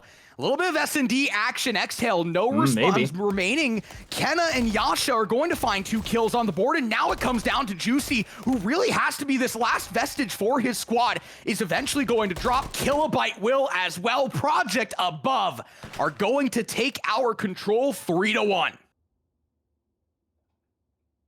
And the must-win mode is going to be going into the hands of Project Above. Like we said, it's with both these teams being very proficient in one or the other of Search and Destroy and Hardpoint means that this map is going to be absolutely pivotal. Basically the kingmaker here. And right now, Project Above with it in their hands, firmly in the driver's seat, going into their best mode combination. Yeah, no, Hardpoint, if you were not here during our Vista Hardpoint to kick off this series, Project Above, they looked so unbelievably good. Closed that thing out, 250 to 130. The S&D, again, was that flux point where Exhale stayed in the mix of this, but after that control, again, things not looking too hot for Exhale, and you really don't want to be that team that doesn't take a single win throughout these 3 weeks of pool play. It's just not a good look. They really have to give it their all on this real hardpoint, but it just feels like in terms of the gunplay, in terms of the rotations, in terms of every aspect that you look for in a good team on these hardpoints, it's just been Project Above, and it's also just been Project Above in terms of the pool play in general. Currently 1-1, looking to improve to 2-1. Yeah, if there's anything to learn from the last map, Vista Hardpoint, for Exhale, it's rule number 1. You want to be rotating with 20 seconds left. You don't want to be still fighting on the original objective if you're not going to be guaranteed the hill time. Rule number 2, you can't be dying in the last 10 seconds of these hills, especially all of you. Those were the major things I saw from them that were absolutely killing them.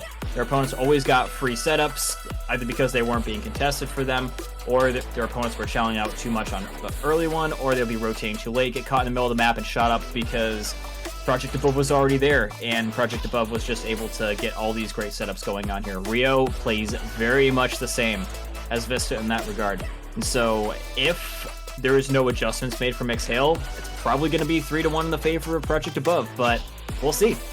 Yeah, again, as you said, gotta focus on those rotations and gotta time those rotations a little bit better as well. Not be so just raw. I want to get on this hill. I want this scrap time. You know, if you don't have a hill, if you don't have the scrap, that's fine. But if you don't have the rotation, starts to get a little bit questionable, starts to get a little bit dicey. For the side of Project Above, it's just about doing the same thing over again. As you alluded to, Vista Hardpoint, Rio Hardpoint, very, very similar. Both of them have that P5 to P1 rotation that can really set you up for that snowball effect. And it's kind of just the same thing in a different font. Yeah, this entire map in general is very snowball. You've got that P3 to P4 rotation as well, P1 to P2. There's a lot of potential for snowballing and things getting out of control, which, again, I think Project Above can take full advantage of, considering their opponent's playstyle so far.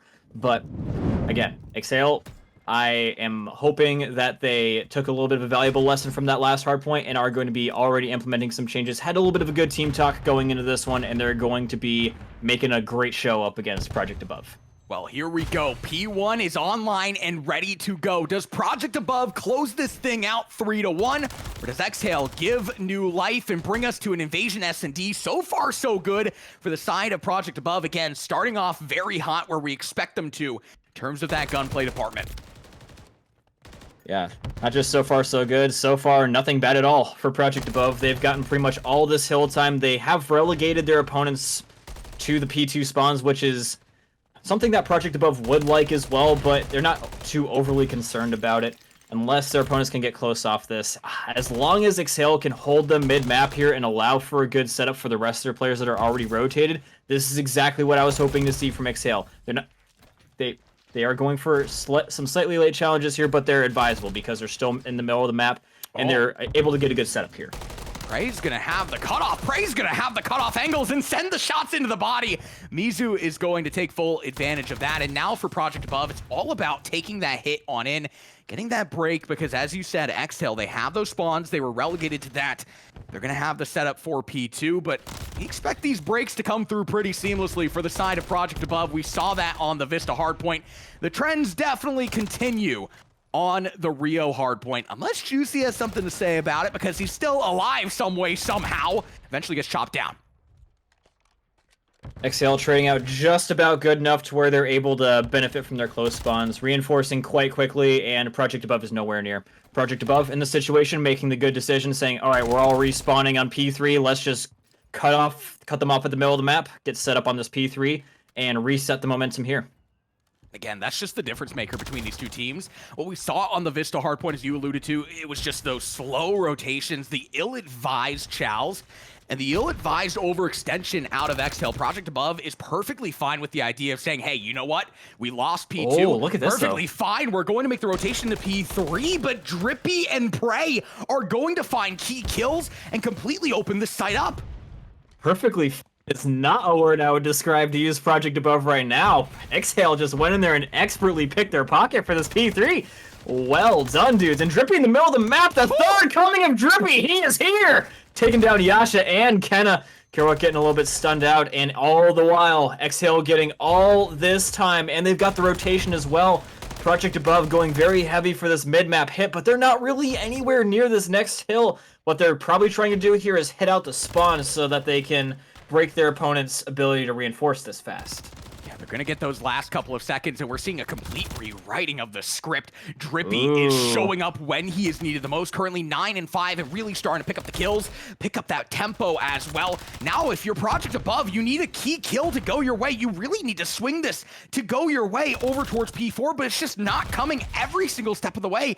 Exhale has the kills. Exhale has the justification, the fortification, and you have players like Juicy getting active from behind as well, with the potential to really put in some work.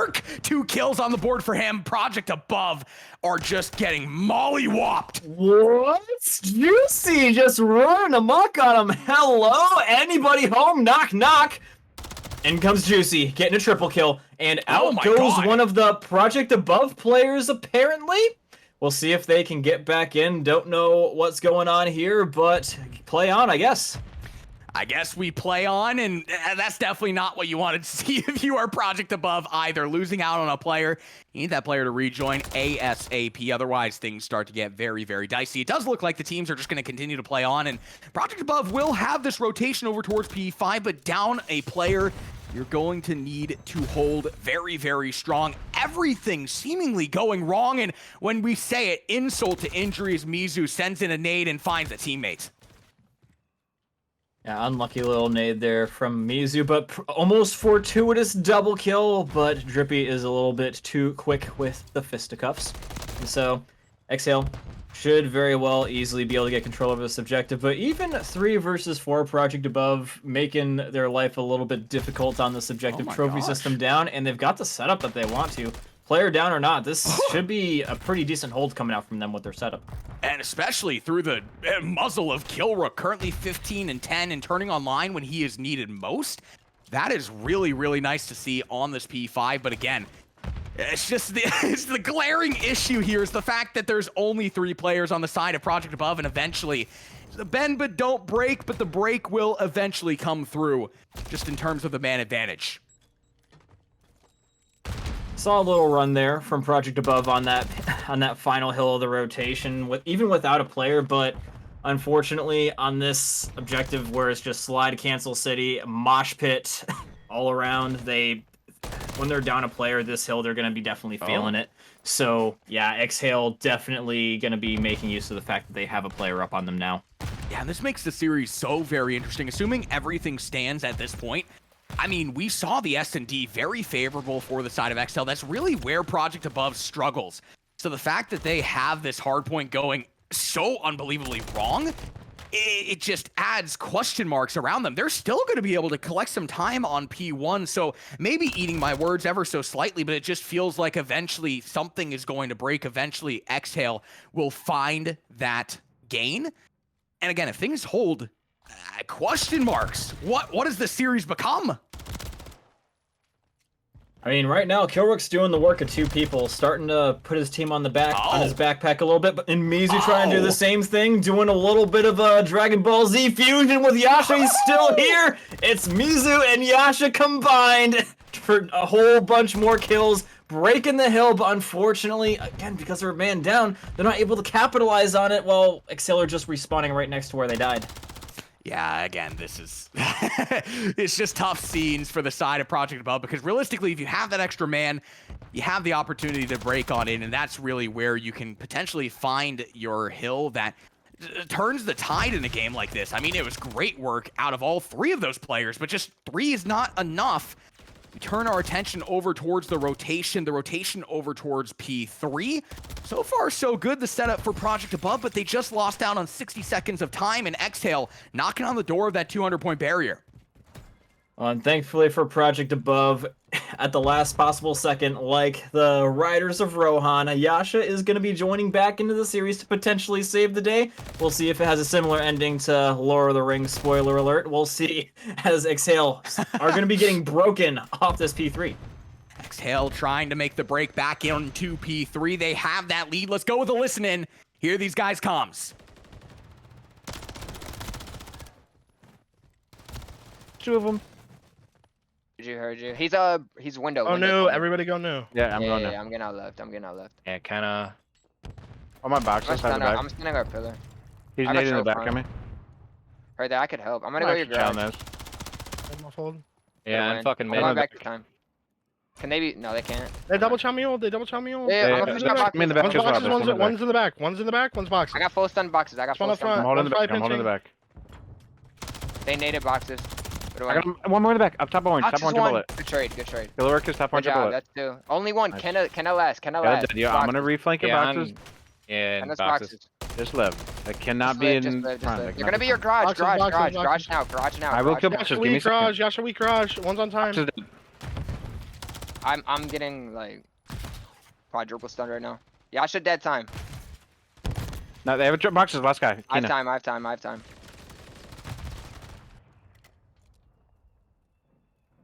Some good comms out of the side of Exhale, but they're going to have to find their way to cement this. Obviously, with a player like Yasha joining back into the fray, gives Project Above a little bit more of a leg to stand on here. And Exhale, though, they're going to have the rotation into P4.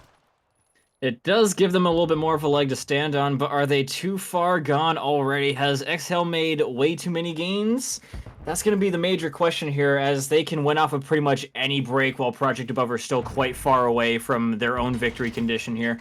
Good setup potentially here for Project Above, but some shenanigans going down in the middle of the map, meaning they will be having a little bit of a break potential here. Dropping from the top rope, Drippy taking him down, and just like that, setup broken. Setup is broken, but they have to get into this hill, and you're still going to have Project Above players that are able to get in. Mizu is going to continue to collect that time. 175 on the board, trying to cross into that 200-point barrier. Cannot win it off of this hill. Neither team realistically can, unless Exhale is able to get on in a couple of seconds here. Prey will find a couple of kills and might make that a reality. Mizu, though, continues to hold, and Yasha showing up in the feed as well when he is needed most. Gonna be breaking that 200-point margin unless Juicy has anything to say. Oh! Oh my goodness, that was some dirty stuff there from Juicy. But either way, Killrook still gonna be breaking that 200 mark for his team. What Exhale really should be paying attention to right now is this next hill. They're going for a late hit, which, considering how close this hill is to the next one, it is definitely something you can justify, especially with how close the score is. Those last couple of seconds could be making a big difference. What I'm looking at right now is Drippy. He's going for a deep flank. Nobody in this situation would be expecting him to do this. You'd be expecting him to set up, but Drippy gets caught, and Killrook kills two, and the spawns are lost. And with that, Project Above have an opportunity to win this. They have to play this picture perfect from this point forward. Killbite going to be trying to create some space with the Cruise. Does exactly that. 2 kills on the board. Enables them to completely funnel into this hill.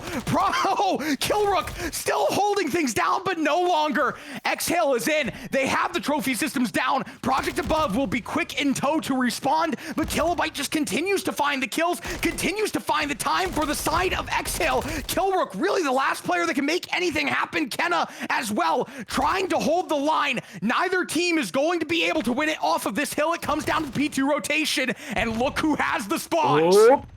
Project Above still all respawning and trying to set up here. You've got Killrook in a great spot to do some damage. Yasha coming around the back, and they don't even get a single second there. Oh my Absolutely God. disgusting break from Project Above. What a difference it makes having an entire roster of players playing for you, actually. And now Drippy all alone is looking like it might be a return of Project Above. The Riders of Rohan have arrived, and they are sweeping them all away off their feet. This might be the end in favor of Project Above, if not for Juicy. Just kidding. Yes, it is. Project Above. They get things done. Oh my goodness! There is no way that they made that happen. Exhale, they only needed 15 seconds when Project Above broke into that 200-point barrier, but Project Above proving again that when they are 4 strong, it's a very different scenario. All of the emotions accumulating into this moment, a 5-point differential, but they'll take it every single day because it still counts as a W. Shout out Killrook, by the way. 45 kills. I really don't want that point to be missed. Absolutely ridiculous. When Yasha had lagged out, I wasn't just kidding. Killrook was having to basically do the killing of 2 people, and he did just that. Very well done. And again, it really just goes to show you what a difference it makes having 4 full players on your team, ladies and gentlemen. Yeah, but as you say, Who would have thought? Killrook, like, just wow. So somebody has to give that man his flowers, because holy. Oh yeah, Killrook definitely. Well, he's the emotional anchor, he's the mental anchor, and in this case, he is also the physical anchor, the muscle, if you will. He's really a guy that can do it all. Very solid player in the AM scene, and if I got to pick a man of the match, probably going to be Killrook, even though we had some really great performances out of Mizu for pretty much, well, the hard point in the control. Mizu was definitely popping off, but I think just for the fact that Killrook was able to shoulder his team on through that very difficult moment and not put it into a map 5, I think I kind of got to consider that, you know? Kilrook, the MVP, holding this team down, holding the post, and Project above increased to 2-1. Unfortunately for Exhale, they are going to drop 0-3. That will conclude our coverage here tonight. Still got 3 more games tomorrow. You're not going to want to miss any second of it. The Premier Circuit Destro Showcase is not over by any stretch of the imagination. Lots of great Call of Duty coming your way. For Comica, I have been Quinn, better known as Colorblind. We'll see you guys tomorrow. This has been the Premier Circuit Destro Showcase.